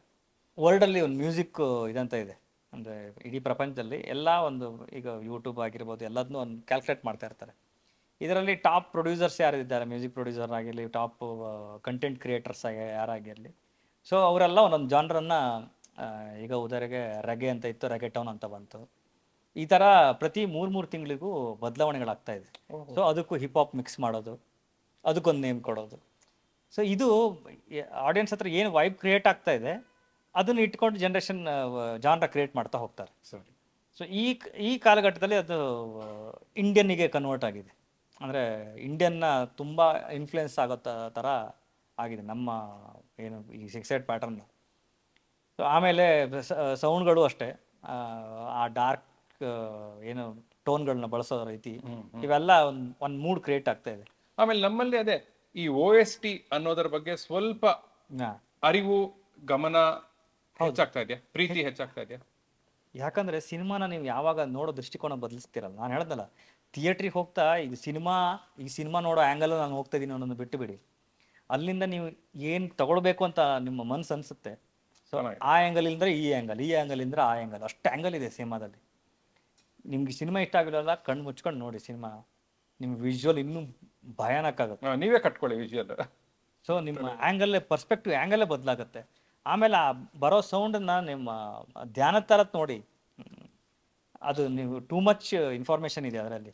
ನಿಮ್ಗೆ ಗೊತ್ತಿಲ್ದಂಗೆ ಈಗ ಮೆಹಂದಿ ಮನೆಯಲ್ಲಿ ಏನು ಸೌಂಡ್ ಹಾಕೊಂಡು ಕುಣಿತಾರೆ, ಡಿಜ್ಗೆ ಅಷ್ಟು ಲೌಡ್ ಸ್ಪೀಕರು ಸಬ್ಬನ್ನು ಹಾಕಿ ಕುಣಿದವಾಗ ಇಂಡೈರೆಕ್ಟ್ಲಿ ನಿಮ್ಮ ಒಳಗಡೆ ಇರೋ ಏನೆಲ್ಲ ಇದಿರುತ್ತೆ. ಸೊ ನೀವು ಮೇ ಬಿ ಡೈಜೆಸ್ಟ್ ಮಾಡೋ ಥರ ಇದ್ದಿದ್ರೆ ಆಗುತ್ತೆ, ಇಲ್ಲ ಹಾರ್ಟ್ ಅಟ್ಯಾಕ್ ಆಗುತ್ತೆ. ಸೊ ನೀವು ಅಷ್ಟು ಹತ್ರಕ್ಕೆ ಕೊಡ್ತಾ ಇಲ್ಲ. ಥಿಯೇಟರ್ ಎಕ್ಸ್ಪೀರಿಯನ್ಸ್ ಏನು, ಅವನು ಅಲ್ಲಿ ಇಟ್ಟಿದ್ದಾನೆ, ಅಲ್ಲಿಂದ ನಿಮ್ಗೆ ಏನು ಬರಬೇಕು ಅಷ್ಟನ್ನು ಮಾತ್ರ ಕ್ಯಾಲ್ಕುಲೇಟಿವ್ ಮಾಡಿ ಕೊಟ್ಟಿದ್ದಾನೆ. ಸೊ ಸಬ್ ಟ್ರಾವೆಲ್ ಆಗೋದೇ ಗ್ರೌಂಡಲ್ಲಿ, ನಿಮಗೆ ಇದರಲ್ಲಿ ಬರಲ್ಲ, ಏರಲ್ಲಿ ಬರೋದು. ಸಬ್ ಫಾರ್ ಟ್ರಾವೆಲ್ ಆಗೋದೇ ಗ್ರೌಂಡಲ್ಲಿ ಬಂದು ನಿಮ್ಮ ಎದೆಗೆ ಹಿಟ್ ಮಾಡುತ್ತೆ ಅದು. HF ಅವನು ಎಲ್ಲದೂ ಪ್ರತಿಯೊಂದು ಕ್ಯಾಲ್ಕುಲೇಷನ್. ಸೊ ನಮಗೆ ಇರಿಟೇಟ್ ಆಗೋ ಫ್ರೀಕ್ವೆನ್ಸಿ 5000 kHz, 1000 kHz, ಈ ಥರ ಇರಿಟೇಟ್ ಆಗೋ ಫ್ರೀಕ್ವೆನ್ಸಿ ಇದೆ, ಅದಷ್ಟು ಕಟ್ ಆಫ್ ಆಗಿರುತ್ತೆ ಥಿಯೇಟ್ರಲ್ಲಿ ನಿಮ್ಗೆ. ಅಂದರೆ ಆಮೇಲೆ ಅವನು ಕೊಟ್ಟಿರೋ ಏನು ಸರೌಂಡ್ ಏನಿದೆ, ಮೊದಲು 1:3 ಅಂತ ಕೊಟ್ಟಿರ್ತಾನೆ, ಅಂದರೆ 1 speaker replica by 3. First single ಬಂತು ಮೋನೋ, ಅದಾದಮೇಲೆ ಸ್ಟೀರಿಯೋ ಬಂತು, ಅದಾದಮೇಲೆ 1 2 3 ಬಂತು. ಇದೇ ಥರ ಇನ್ಫಾರ್ಮೇಷನ್ ಕೊಡ್ತಾ ಇವತ್ತು ಅಟ್ಮಾಸ್ ತನಕ ಬಂದಿದ್ದೀವಿ. ಸೊ ಈಗ ರಿಯಲ್ ಸೌಂಡನ್ನ ನೀವು ನನ್ನ ಲೆಕ್ಕದಲ್ಲಿ ಈಗ ನಾವು ಕೊಡ್ತಿರೋದು 48 kHz. ಸೊ ಈ ಡೆವಲಪ್ಮೆಂಟನ್ನು ನೀವು ಮಾಡಿ 196 ಕಿಲೋವಾಟ್ಸಿಗೆ ನೀವು ತಗೊಂಡು ಕೊಟ್ಟರೆ ನಿಮ್ಗೆ ಯಾವ ಟೆಂಪಲು ಅಲ್ಲ ನಿಮ್ಗೆ ಎಲ್ಲದು ಸಿನಿಮಾ ಎಮೋಷನ್ ಕ್ಯಾರಿ ಆಗಿಬಿಡುತ್ತೆ. ಅಂದರೆ ನಿಮ್ಮ ಬಾಡಿ ನೀವು ಎಕ್ಸಸೈಸ್ ಮಾಡೋದೇ ಬೇಡ, ಥಿಯೇಟ್ರ್ ಸಾಕು ನನ್ನ ಲೆಕ್ಕದಲ್ಲಿ. ಆ ಮಟ್ಟದ ಸೌಂಡ್ ವರ್ಕ್ಗಳು ನಿಮ್ಮ ಬಾಡಿಗೆ ಸಿಗ್ತಾನೆ ಹೇಳಿದ್ರೆ ಪಲ್ಸ್ಗಳು. ನೀವು ಟಿಬೆಟಿಯನ್ ಗಾಂಗ್, ಅದೇ ಸೌಂಡ್ ಹೀಲಿಂಗ್ ಅಂತ ಹೇಳ್ತಾರೆ ಅದನ್ನ. ಟಿಬೆಟಿಯನ್ ಗಾಂಗ್ ಏನಿದೆ ರಿವರ್ಬ್ ವೈಬ್ರೇಷನ್ ಅಲ್ಲಿ ಅದು ಇಂಡೈರೆಕ್ಟ್ಲಿ ನಿಮ್ಮ ಬ್ಲಡ್ ಅನ್ನ, ನಾನು 70% ವಾಟರ್ ಇದ್ದೀವಿ, ಆ ವಾಟರ್ನ ತಿಕ್ಕಾಗಿರೋ ಬ್ಲಡ್ ಅನ್ನ ತಿನ್ ಮಾಡ್ಬಿಡುತ್ತೆ. So indirectly lot of benefits ಥಿಯೇಟ್ರಿಗೆ ಹೋಗೋದ್ರಿಂದ. ಇದನ್ನ ನಾವು ನಾಲೆಜಬಲಿ ಜನರಿಗೆ ಹೇಳಲಿಲ್ಲ. ಕೊನೆಯ ಪ್ರಶ್ನೆ, ಭಾರತದ ಚಿತ್ರ ಸಂಗೀತದಲ್ಲಿ ನಿಮಗೆ ತುಂಬಾ ಇಷ್ಟವಾದ 5 ಜನ ಸಂಗೀತ ನಿರ್ದೇಶಕರು ಅಂಡ್ ಅವರು ಮಾಡಿದ ಆಲ್ಬಮ್ಗಳಲ್ಲಿ ಫೇವ್ರೆಟ್ ಆಲ್ಬಮ್ಸ್. ಸೊ ನನಗೆ ಒಂದು ಹಂತಕ್ಕೆ ಚೇಂಜ್ ಓವರ್ ಅಂತ ವಾವ್ ಅಂತ ಕ್ರಿಯೇಟ್ ಆಗಿದ್ದು. ಅದಾದ್ಮೇಲೆ ಆಡೋ ಮಾತುಗಳನ್ನು ಹಾಡೋದು ಹೇಳ್ಬೋದು ಅಂತ, ಅದನ್ನ ನಾವು ಹಿಂದಿ ಮಾತ್ರ ಅನ್ಕೊಂತಿದ್ವಿ ಮೊದಲು. ಅವ್ರೇನು ಮಾತಾಡೋದನ್ನೇ ಹಾಡ್ಬೋದು. ಹೌದು ಹೌದು. ಸೊ ಈ ಥರ ಥಾಟ್ಸ್ನು ತಗೊಂಬರ್ಬೋದು ಅಂತ ನನಗೆ, ಅಂದರೆ ಒಂದು ವೈಬ್ ಕ್ರಿಯೇಟ್ ಆಗಿದ್ದಾಗಿರ್ಬೋದು, ಅಥವಾ ಈ ಕಡೆಗೆ ಒಂದು ಸ್ವಲ್ಪ ಅಟ್ರಾಕ್ಟಿವ್ ಅನಿಸಿದ್ದು ಹಂಸಲೇಖ ಅನ್ಕೊಂಡೆ ಅದನ್ನ. ಸೊ ಅದೊಂದು. ಅದಾದ್ಮೇಲೆ change over, drastic change over. ಅಂದರೆ ಇದು ಹೇಳೋದ್ ಕಷ್ಟ, ಬಟ್ ಹಂಸಲೇಖ ಅವರ ಹೇಳೋದ್ ಕಷ್ಟ. ಹಂಸಲೇಖ ಅಂದ್ರೆ ಯಾವ ಆಲ್ಬಮ್ ನಿಮ್ಗೆ ನೆನಪಾಗುತ್ತೆ? ನನಗೆ ಎರಡೇ ಇವತ್ತಿಗೂ. ನನಗೆ ಚೈನ್ ಸರ್ಕಲ್ ಅದು. ನನಗೆ ಯಾವುದೇ ನಾವು ಈಗ ಗಾರೆ ಕೆಲಸ ಮಾಡ್ತಾ ಇರಲಿ ಅಥವಾ ಈ ಮನೆದು ಇದು ವುಡ್ ವರ್ಕ್ ಮಾಡ್ತಾ ಇರಲಿ, ಏನೇ ಮಾಡ್ತಾ ಇರಲಿ, ಪ್ರತಿಯೊಂದಕ್ಕೂ ನಮಗೆ start with Ramachari and with Premaloka. ಇದು ನಮ್ದು ಚೈನ್ ಸರ್ಕಲ್. ಅದು ಆ ಹಾಡು ಬಿತ್ತನ ಹೇಳಿದ್ರೆ ನಿದ್ದೆನೂ ಬರಲ್ಲ, ಏನೂ ಬರಲ್ಲ, ಅದು ನಡೀತಾ ಇರುತ್ತೆ ಅದರ ಪಾಠಗಳು. ಇದು ಅವರ ಆಲ್ಬಮ್. ಅದಾದ್ಮೇಲೆ ಒಂದು ಡ್ರಾಸ್ಟಿಕ್ ಆ್ಯಂಗಲ್, ಅಂದರೆ ಉದಾಹರಣೆಗೆ ಲುಂಗಿ ಹಿಂಗಿ ಗಡ್ಡ ಬಿಡ್ಕೊಂಡು ಸ್ವಾಮೀಜಿ ಥರ ಇದ್ದವನು ಏಕ್ದಮ್ ಎಲ್ಲ ಕಟ್ಟಿಂಗ್ ಆಗಿ ಜೀನ್ಸ್ ಪ್ಯಾಂಟ್ ಹಾಕೊಂಡಂಗೆ ನಮಗೆ ಫೀಲ್ ಆಗಿತ್ತು ಗುರು ಸರ್ ಬಂದಾದ್ಮೇಲೆ, ಗುರುಕರಣ್ ಸರ್ ಬಂದಾದ್ಮೇಲೆ. ಅದಾದ್ಮೇಲೆ ಒಂದು ಆ್ಯಂಗಲ್ ಚೇಂಜ್ ಆಗಿತ್ತು. ಅಂದರೆ ಆ್ಯಂಗಲ್ ಚೇಂಜ್ ಆಗಿದ್ದಾನೆ ಹೇಳಿದ್ರೆ, ಮೆಲಡಿನೂ ಈ ಥರ ಪ್ರೆಸೆಂಟ್ ಮಾಡ್ಬೋದು, ಕಮರ್ಷಿಯಲ್ ಸಾಂಗು ಈ ಥರ ಕೊಡ್ಬೋದು ಅಂತ 2 ಆ್ಯಂಗಲಲ್ಲೂ ಒಂದು ಶೇಪ್ ಕೊಟ್ಟವು ಹರಿಸರ್. ಗುರುಕಿರಣ್ ಅವ್ರದ್ದು ಫೇವ್ರೆಟ್ ಆಲ್ಬಮ್? ಅವ್ರದ್ದು ಸುಮಾರಿದೆ, ದೊಡ್ಡ ಲೀಸ್ಟೇ ಇದೆ. ಇಂದ ಹಿಡಿದು ಎಲ್ಲದು ಸೊ ತುಂಬ ಇದೆ ಗುರು ಸರ್ದು. ಅದಾದ್ಮೇಲೆ ಅಂದರೆ ಒಂದು ಚೇಂಜ್ ಓವರ್ ಅಂತ ಅನ್ಸಿದ್ದು. ಇವೆಲ್ಲದು ಏನಂದ್ರೆ ಡ್ರಾಸ್ಟಿಕ್ ಚೇಂಜ್. ಮಿಡ್ಲ್ ಬಂದ ಮ್ಯೂಸಿಕ್ ಡೈರೆಕ್ಟರ್ಗಳು ಏನು ಕಮ್ಮಿ ಇದ್ದಾರ ಅಂತ ಹೇಳ್ತಿರೋದಲ್ಲ, ಒಂದು ಚೇಂಜ್ ಓವರ್ ಅಂತ, ಒಂದು ಹೊಸ ಅಧ್ಯಾಯವೇ ಆರಂಭವಾಯಿತು ಅನ್ಸಿದ್ದು ಹರಿಸರ್ ಮೆಲಡಿ. ಅದಾದ್ಮೇಲೆ ಕಮರ್ಷಿಯಲ್ ಸಾಂಗ್ಗಳನ್ನ ಆ ಮಟ್ಟದ ಸೌಂಡ್, ಕ್ಲಿಯರ್ ಸೌಂಡ್ ಅನ್ಸುತ್ತೆ ನನಗೆ ಹರಿಕೃಷ್ಣ ಸರ್ ಆಲ್ಬಮ್. ಅಂತ ದಳಪತಿ ಆಗಿರ್ಬೋದು, ಸುಮಾರಿದೆ. ಇದು ದರ್ಶನ್ ಸರ್ದು ತುಂಬ ಸಿನಿಮಾಗಳಿದೆ.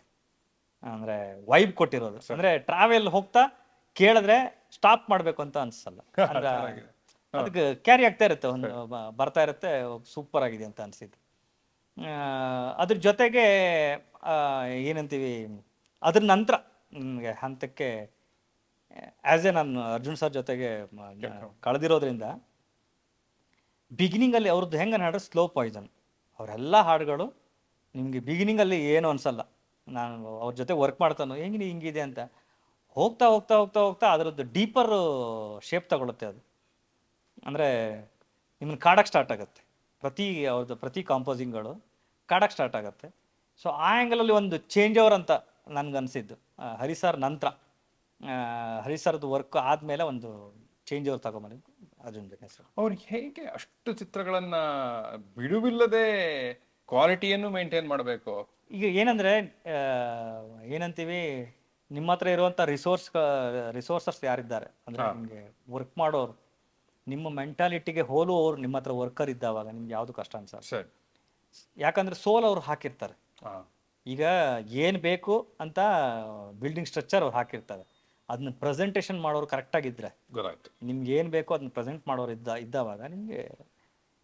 ಈಗ ಜಸ್ಟ್ ತಿಳ್ಕೊಳಕ್ ಕೇಳ್ತಾ ಇದ್ದೀನಿ ನಮ್ಮ ಇಂಡಸ್ಟ್ರಿ ಹೇಗೆ ಅಂದ್ರೆ, ಈಗ ಅರ್ಜುನ್ ಜನ್ಯ ಅವರ ಹತ್ರ ಅಂತಾಗ್ಲಿ ಅಥವಾ ಅವರು ಒಂದು 3-4 ಪ್ರೋಗ್ರಾಮರ್ಸ್ನ ಇಟ್ಕೊಂಡಿರ್ತಾರ?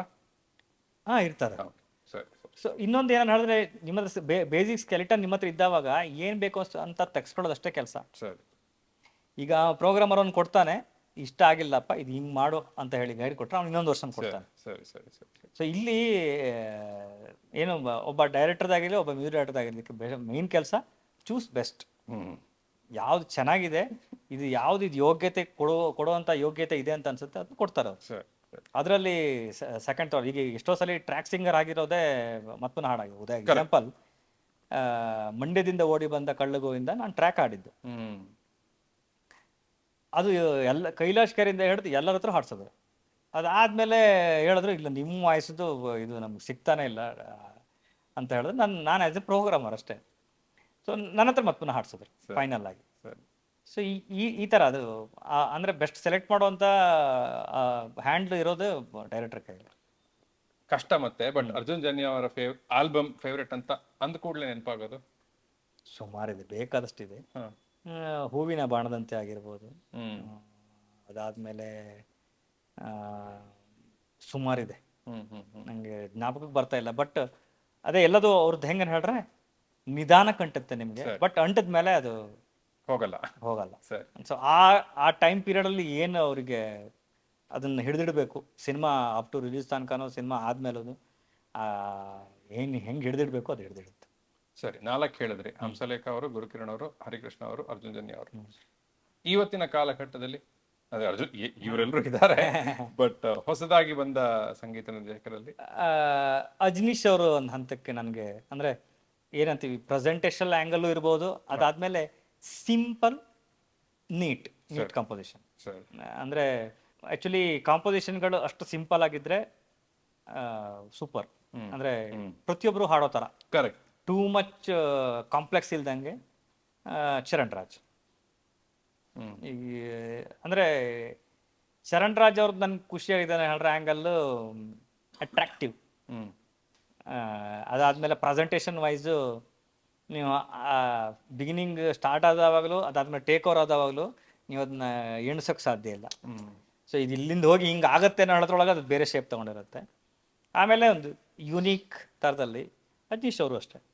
ಅಜ್ನೀಶ್ ಅವ್ರದ್ದು ಏನು ಪ್ರೆಸೆಂಟೇಷನ್ ವೈಸು, ಅದ್ರ ಜೊತೆಗೆ ಸಿಂಪಲ್ ಕಾಂಪೋಸಿಷನ್, ಅದು ತುಂಬ ನೀರು ಥರ ಹರಿಯುತ್ತೆ. ಅಂದರೆ ಒಂದು ಕಡೆ ಏನು ನಿಲ್ಲೋದಲ್ಲ ಅದು. ಎಕ್ಸಾಂಪಲ್ಲು ಕಾಂತಾರದಲ್ಲಿ ಸಿಂಗಾರ ಸಿರಿ, ಅದು ಸಿಂಪಲ್ ಕಾಂಪೋಸಿಷನ್ನು, ಎಲ್ಲರೂ ಅದನ್ನ ಏನು ಹಾಡ್ಬೋದು. ಸೊ ಆ ಆ್ಯಂಗಲ್ ನಾನು ತುಂಬ ಇಷ್ಟಪಡ್ತೀನಿ. ಸೊ ಆಮೇಲೆ ಲಾಂಗ್, ನೀವೇನೇ ಮಾಡಿ ಏನೇ ಕ್ರಿಯೇಟ್ ಮಾಡಿ ಲಾಂಗ್ ಟರ್ಮ್ ಇರಬೇಕು ಸರ್. ಸೂಪರ್. ಈಗ ಡಿಸೆಂಬರ್ 22ನೇ ತಾರೀಕು ಸಲಾರ್ ಬಿಡುಗಡೆಗೆ ಮಾತ್ರವಲ್ಲ, ನೀವು ಹುಟ್ಟಿರೋದೇ 1 ಜನವರಿ, ಅದಕ್ಕೂ ಕೂಡ ಶುಭಾಶಯಗಳನ್ನ ಈಗಲೇ ಹೇಳ್ತೀನಿ. ಸಮಯ ಕೊಟ್ಟದ್ದಕ್ಕಾಗಿ, ನಮಗೆ ಪ್ರೋಗ್ರಾಮಿಂಗ್ ಬಗ್ಗೆ ಆಗಲಿ, ಗೋಸ್ಟ್ ಪ್ರೊಡ್ಯೂಸರ್ ಬಗ್ಗೆ ಆಗಲಿ, ಫಾಲಿ ಬಗ್ಗೆ ಆಗಲಿ, ಇದೆಲ್ಲದರ ಜ್ಞಾನವನ್ನು ನಮಗೆ ಸ್ವಲ್ಪ ಧಾರೆ ಎರೆದಿದ್ದೀರಿ. ನಾವು ಅದನ್ನ ಹೇಗೆ ತಗೊಳ್ತೀವಿ ಅನ್ನೋದು ನಮ್ಮ ಮೇಲೆ ಬಿಟ್ಟಿದೆ. ಅದನ್ನ ಮಾಡಿದ್ದಕ್ಕಾಗಿ ಧನ್ಯವಾದಗಳು ಸರ್. ತುಂಬಾ thanks. GT Holidays, South India's #1 travel brand. Merry Christmas and a Happy New Year. The Chennai Silks, let the celebrations begin.